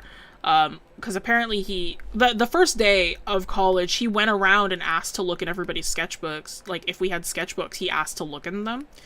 And then he was apparently telling, my other, like, classmates afterwards, he was having conversations with them, and he was like, I was looking at this one girl's sketchbook, Jessica, I think her name was. It's like, she can do stuff even I can't do, man. I was like, oh! That made me feel so good. That one was like a high that I rode for like 3 days, bro. Especially because this guy was like he was like a game director and like a lead animator for several projects. He was like a pixel animator.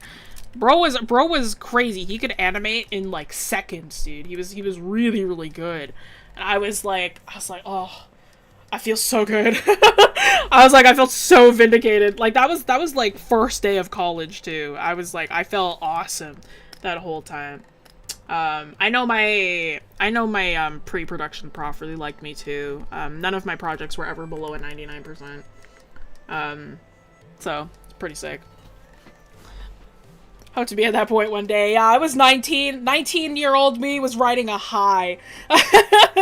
But, you know, I look back at my work now and I'm like, I know I'm better. So that's, I'm better than I was then. So it sits nice that I'm like, if he thought that I was better than him at that point, I'm like, I might be like on par. I'm better at him in some aspects. At that point, I'm like, I think that my work as a whole now is probably on par with his, which I think is pretty cool to think about. Art my major is too risky with where I live. I get that, yeah. Feeling like that today. Nice. Turned away for one moment, look back, and nearly got jump scared by big muscles. Corn is my barbarian dragonborn. He's one of my D&D characters. So he is muscular boy. He's very strong, but he's very tiny compared to this thing. Recognize your art, but as yours, I don't see it. Oh, common art socials. Oh, Jessie's art. Very inspired by your art. Understand being humble. It's okay to be proud of your progress. Oh yeah, 100%. No, I am proud of where I've come. But I always hold the mindset of I can do better. It's the thing where it's like, the mindset that I try and tell a lot of people to keep is like, I'm not the best, but I'm certainly not the worst, and I'm always learning. Like, that's a good mindset to have, I think. Is that, like, you can be happy with where you are, but still recognize that there is always room for improvement. And that's kind of how I am. Is I'm like, yeah, I'm pretty good right now, but I know that I could, like, do better, or I could, like, change in a way where I think, like, my work could be cooler. You know, I'm like, I want to make cooler things, you know? Like, I haven't really had because, like, art is, like, my job, I don't really have the opportunity to experiment or work really differently a lot, because I have to kind of work within my comfort zone in order to just, like, deliver, like, my best work for clients and whatever. That's why I'm like, I am going to, like, switch up, like, commission, like, options at, like, soon enough. There's an option I'm gonna create, which is gonna be an experimental illustration. It'll be like, I think I'm planning on making it like $60 or something. $60, you get a full flat illustration. Or a full illustration. You get a full background illustration, but no two styles are going to be the same. So I'm going to work in a way that is completely experimental from time to time, from piece to piece. So it'll be like, the style that you know me for is not what you're getting. You'll get something that is totally different.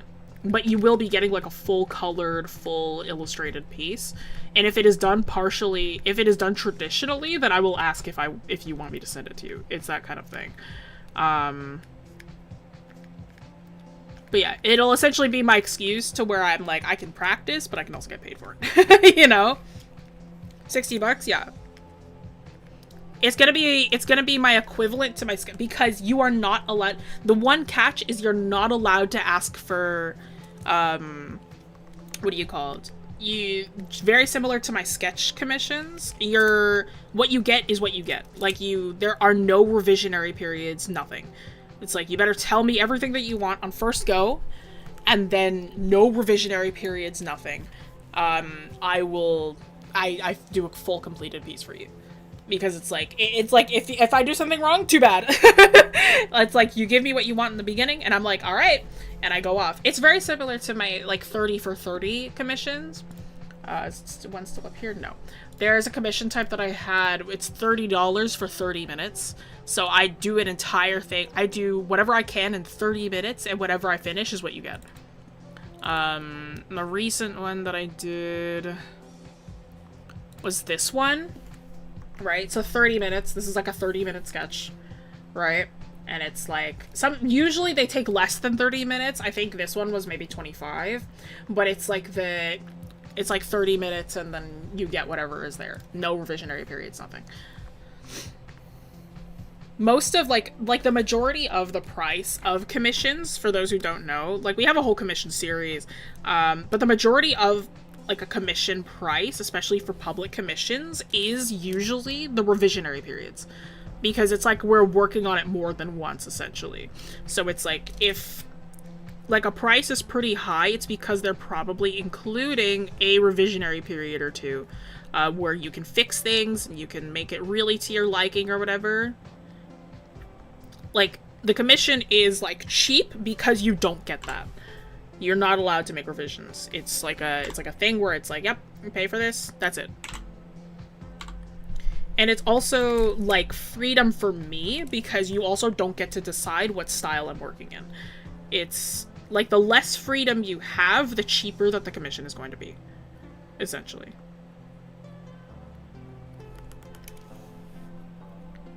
$30 is amazing. Thank you. You're a beast. I just do my best. That's all. I like being fast. I'm like, this one is like, it's doing pretty good. It's probably going to end up being monochromatic. I don't think I can do a full color in the time that I have remaining, but like, I can definitely do like monochromatic shading with what's left.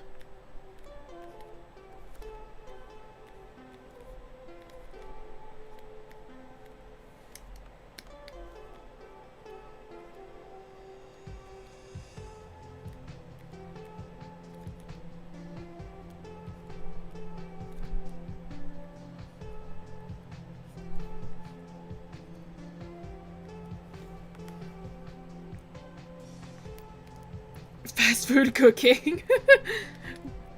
Thank you, thank you. I appreciate it. After this, I am going to eat mac and cheese because I have more of those little mac and cheese cups and I want one. Y'all ever had those little KD cups? They're like my little guilty pleasure. I think they're so good.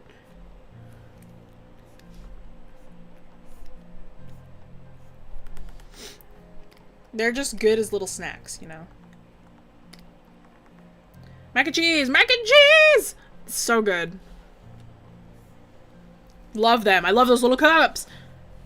After shame of doing the monthly challenge, that's vibes. Summer outfit time.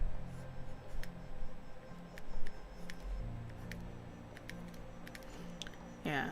I didn't design this axe, actually. My DM did. It's like a... For those who know any crit roll, we homebrewed some of the vestiges of Divergence. And, like, this is Corn's vestige, which is like a... It's like a frost axe, essentially. It's the coolest thing ever. I love this axe so much.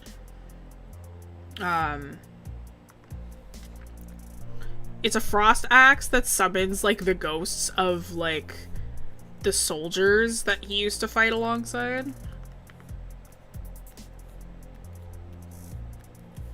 Genuinely the sickest thing ever. I love this weapon so much. Plus 12 to hit. Additional, like, it's 1d12 of damage. Additional, like, 2d6 of cold damage. And then if you're within the range of the ghosts, it's an additional 4d8 of cold damage. It's awesome. I love this thing so much.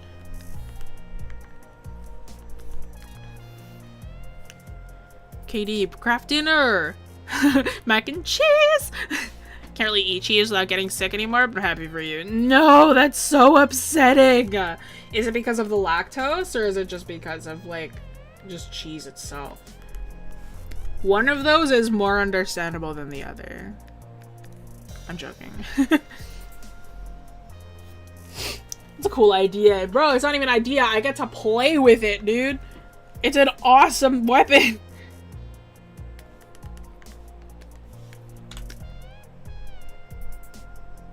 Oh, oops. What? How many of this is open? Ugh. My tolerance 20? Can I set it to 0? It's easier? No. Dang. Alright, manual coloring it is. Don't have time to go and search for all the spots. It's okay. Wouldn't take too long.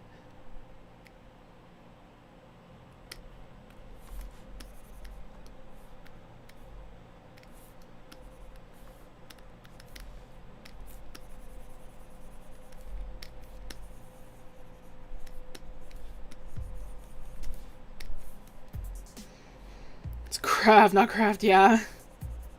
Chronic illness. Oh, I understand. Yeah, no problem. I understand completely.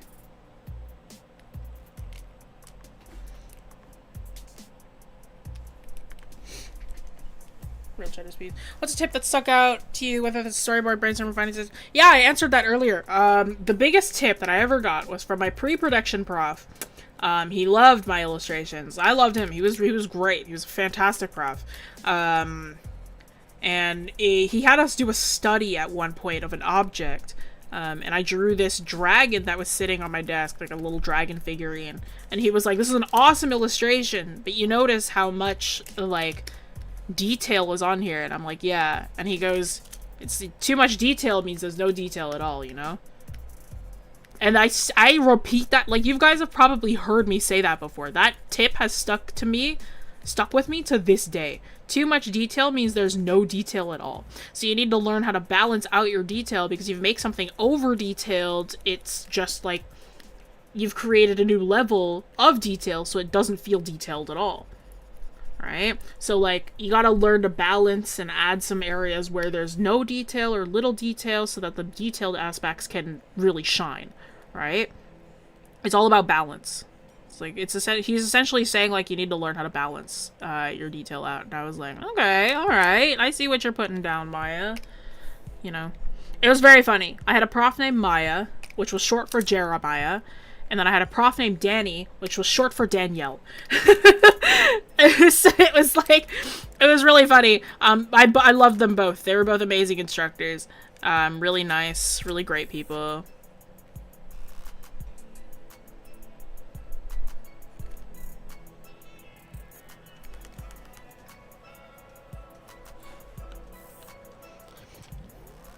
Oh, that's racist. I'm Italian, so it feels like a disgrace to my ancestors. No, he's not gonna be blue. It's just, I'm just gonna work in monochromatic colors. I'm just gonna, like, fill this all in blue and then work from there, essentially. Yeah, definitely seeing way too many arts, leading to them feeling cluttered. Yeah. It's definitely, like... It's definitely that thing where you kind of learn, like, oh yeah, like, I should probably watch for that kind of thing, you know?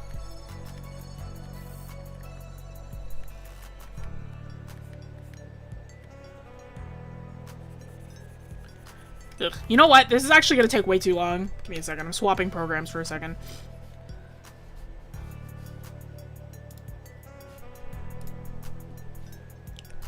Like 2 hours of sleep. That's okay. I'm actually running on an okay amount of sleep. I'm just generally tired. That's all. You don't mind me. I'm just swapping programs real quick. And the fill bucket. Yeah, because CSP's fill bucket is so much better. I'm like, like, CSP genuinely has a way stronger fill bucket. And I'm like, I can't, like, I can't pretend that it's, like, Photoshop's is better. Like, not by a long shot is Photoshop's better. Close in. Close in? Fantastic.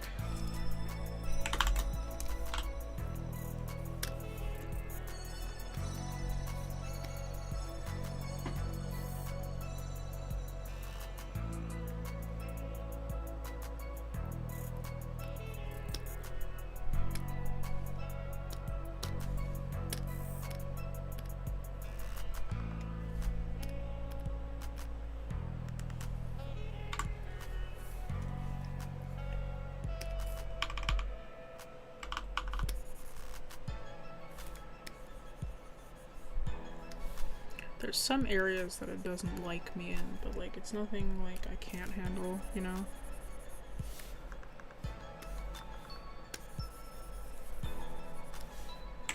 And there are some areas that even CSP cannot handle, but that's okay.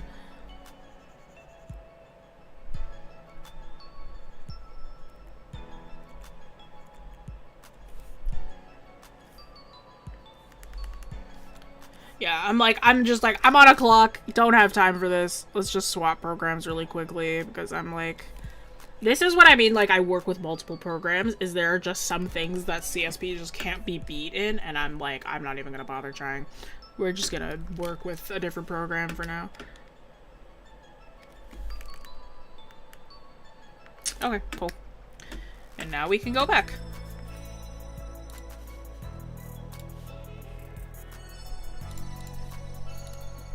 Boom. And now we have our flat colors. Easy. Easy peasy. Oops.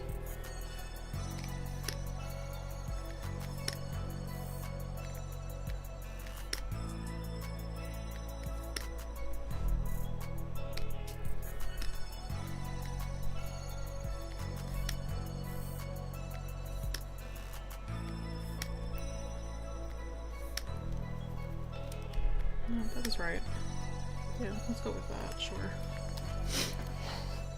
Learning to give the illusion of detail is a game changer. A few smears at normal viewing distance look semi-realistic. So you zoom 100 times, you notice what the artist actually did. Yeah, I'm not really a painter. I am definitely more of a, like a, what do you call it? Hang on, maybe these is gonna bother me.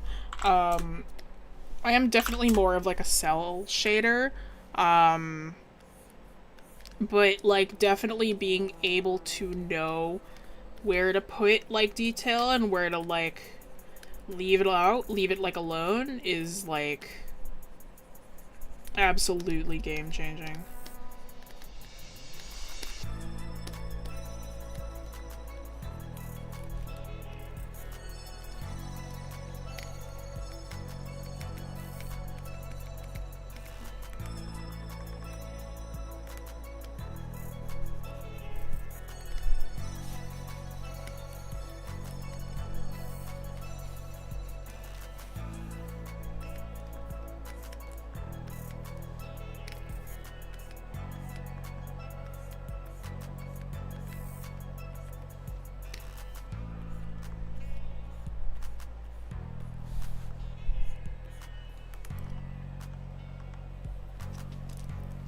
I trust the process. I love it. Did a head study on if I can go back? Yeah, man. It's the good stuff.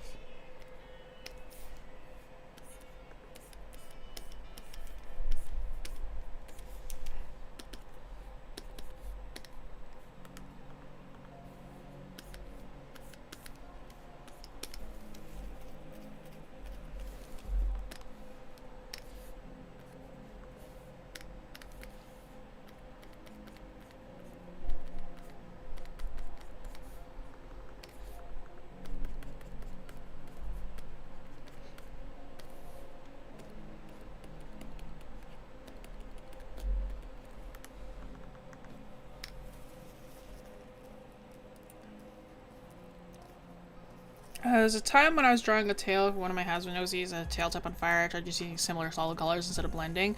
Felt refreshing to say the least. Oh yeah, no, cell is my vibe. I am definitely more of a cell shader than a painter. Not to say that I dislike painting. I actually really love painting. It's just super time consuming. I don't have the time for it a lot of the time.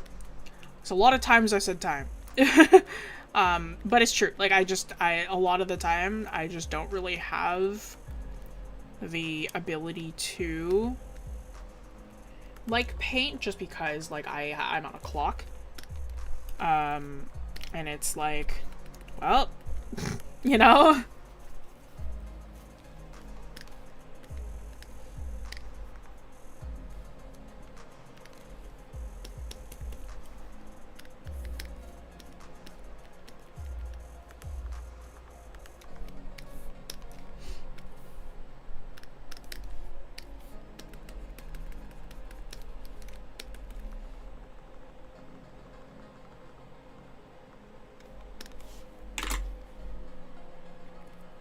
Sorry, don't mind me as I try and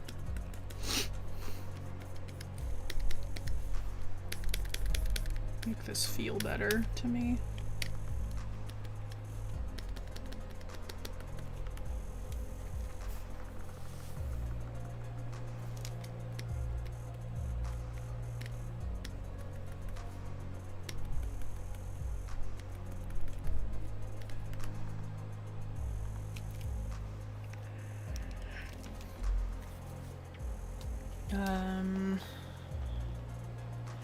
Wait, what's going on? Hey, Droll Fox. So a shortcut to painting with the selection tool. I'm not a fan of the conciseness when trying to just add base colors. I mean, yeah, there is like a fill thing that you could try. I personally have never used it. Like, you can just do a selection and then fill it afterwards. But I'm like, I know Photoshop, you have this an extension that you can get that helps with that. But like other programs, I think there's just like an option for it in CSP. I think it is genuinely just called the fill tool in CSP, if I remember correctly.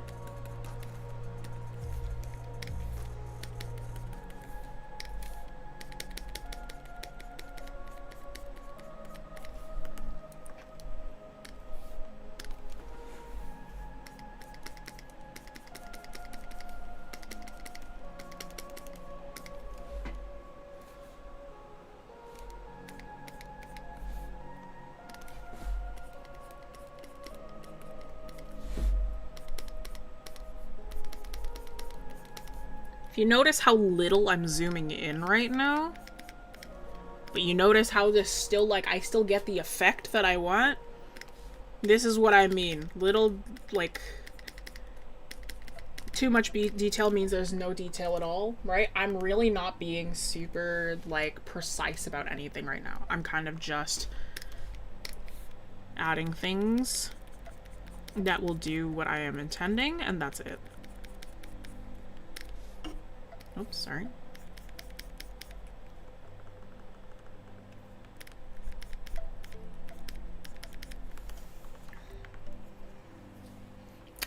How am I? I am doing okay. I'm just tired is all.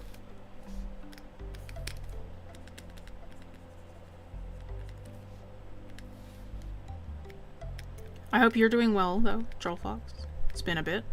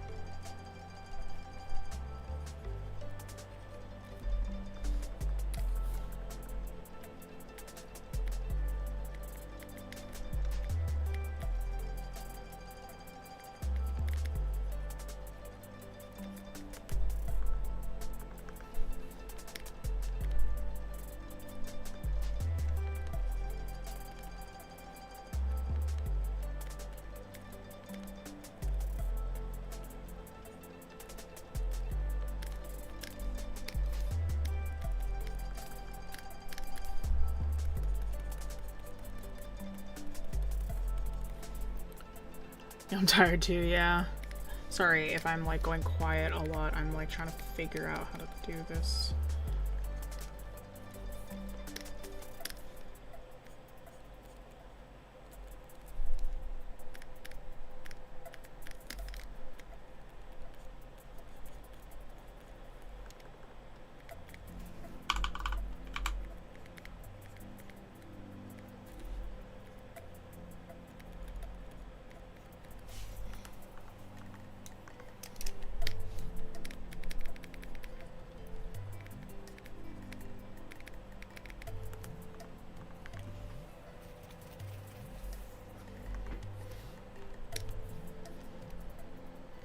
If you notice how I'm exclusively using, like,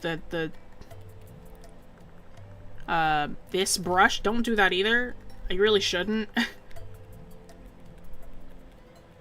Like, exclusively using the soft brush, the airbrush, you really shouldn't do that either. I'm doing it for the sake of time. But realistically, you should be using a bunch of different kinds of brushes.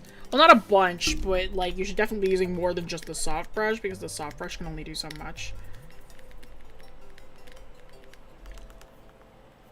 Like, I have a generally okay handle on it, which is why I'm, like, I'm confident enough to use just the soft brush, but, like, realistically, like, if you want better looking parts, you really should use more than just this.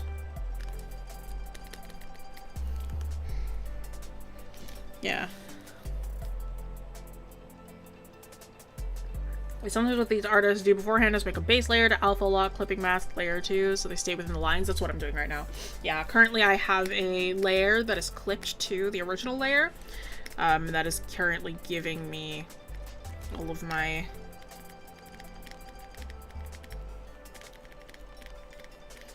funny little my ability to stay within the lines right now.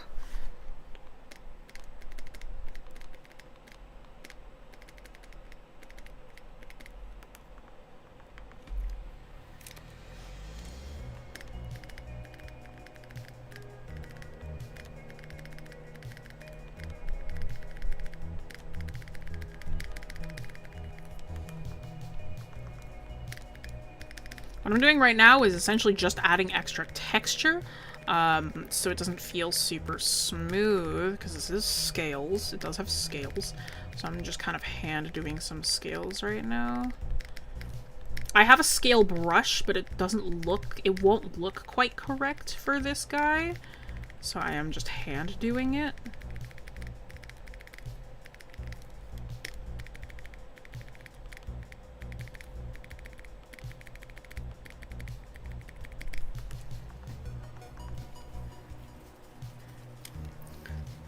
Things Jessie does to be more efficient. Thank you, Joe. Yeah, more often than not, the way that you guys see me work on stream is not the way that I actually work. Like, breaking behind the peek behind the curtain for a second. Most of the times when you guys watch me, like, work on streams, I'm probably working in a way that I would never normally work. And that's just because, like, I have a deadline to meet, and it is 2 hours. So I just try and work in a way where I can give you something. It's also the reason why a lot of stream artworks I'm not usually that happy with afterwards, because I'm just like, ugh, could have been better. And that's genuinely just because, like, I'm working in a way that I would never usually work.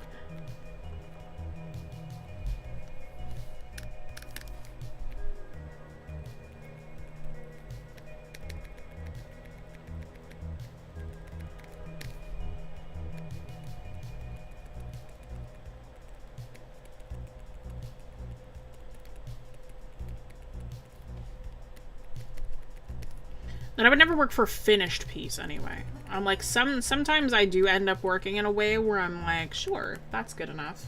And I end up liking it, but kind of rare.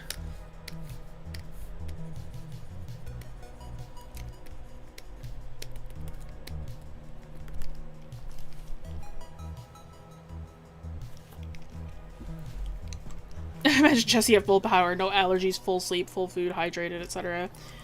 Or do a fully rendered painting in 2 hours. I have painted for stream in 2 hours. It's just always been like, they've always been smaller. And we haven't had a stream where I've done like anything smaller in a very long time.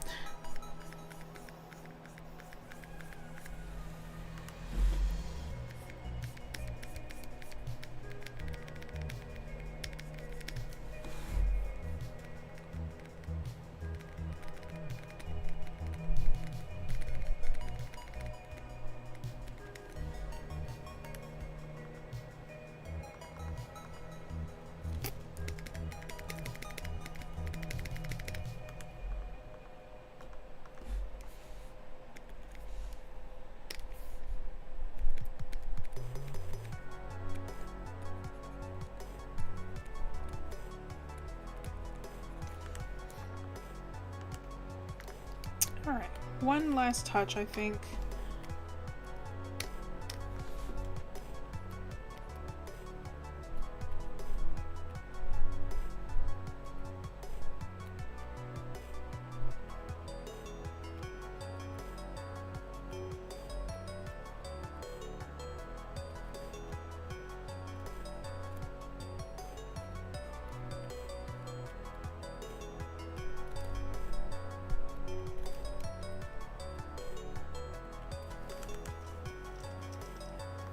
Happy June Pride Month! So true! Happy Pride Month!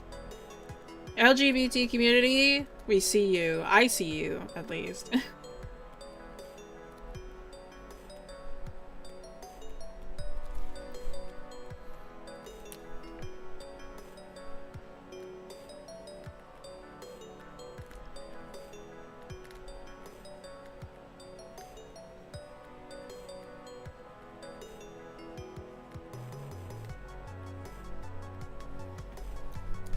recording this illustration. Way out of his element. It really is. Yeah, happy Pride. Specific reason you have a deadline? Because I was told that streams last 2 hours. It's just because this is my job. I have an allotted amount of time that I can work within. That's all.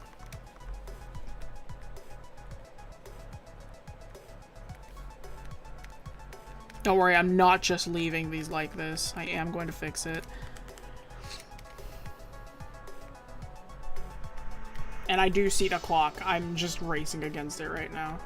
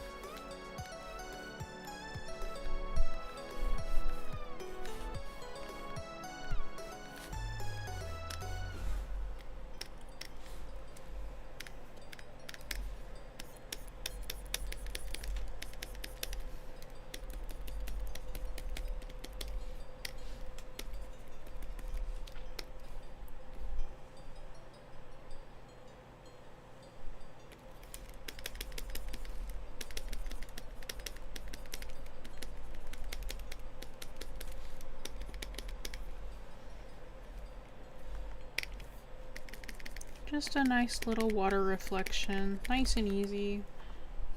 Doesn't look amazing, but it's good enough, you know?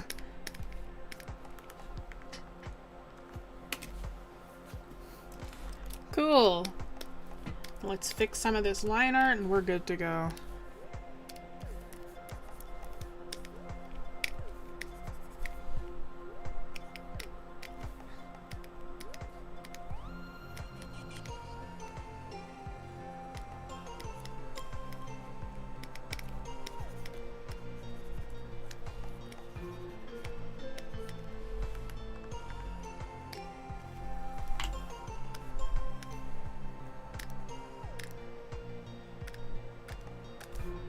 Oops.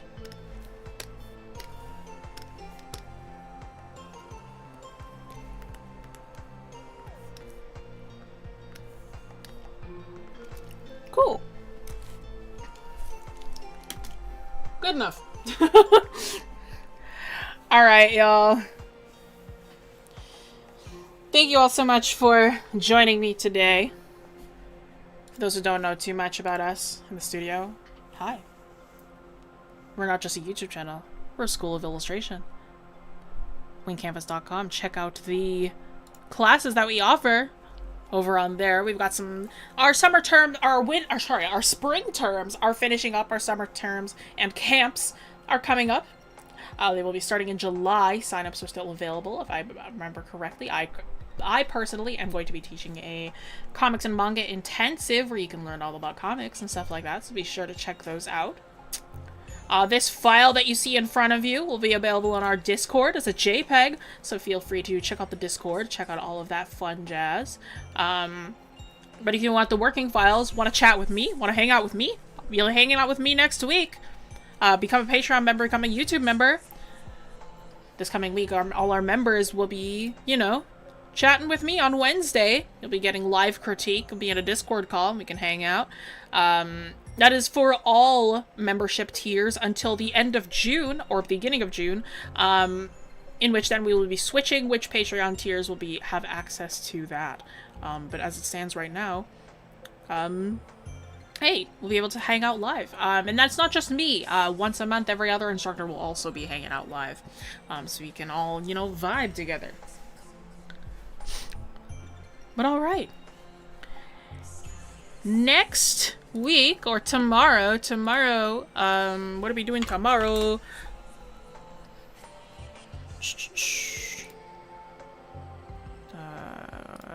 Canvas. Tomorrow, you guys are going to be with Iggy. He's going to be drawing a summer background with you guys. And then next week, Faye, you're going to be with her. She's going to be doing a clothing fold study. And we will start with a clothing fold study next week with Faye. But tomorrow, you guys will be with Iggy, and he will be drawing a summer background with you guys. Yippee! But all right. Thank you all so much for joining me today.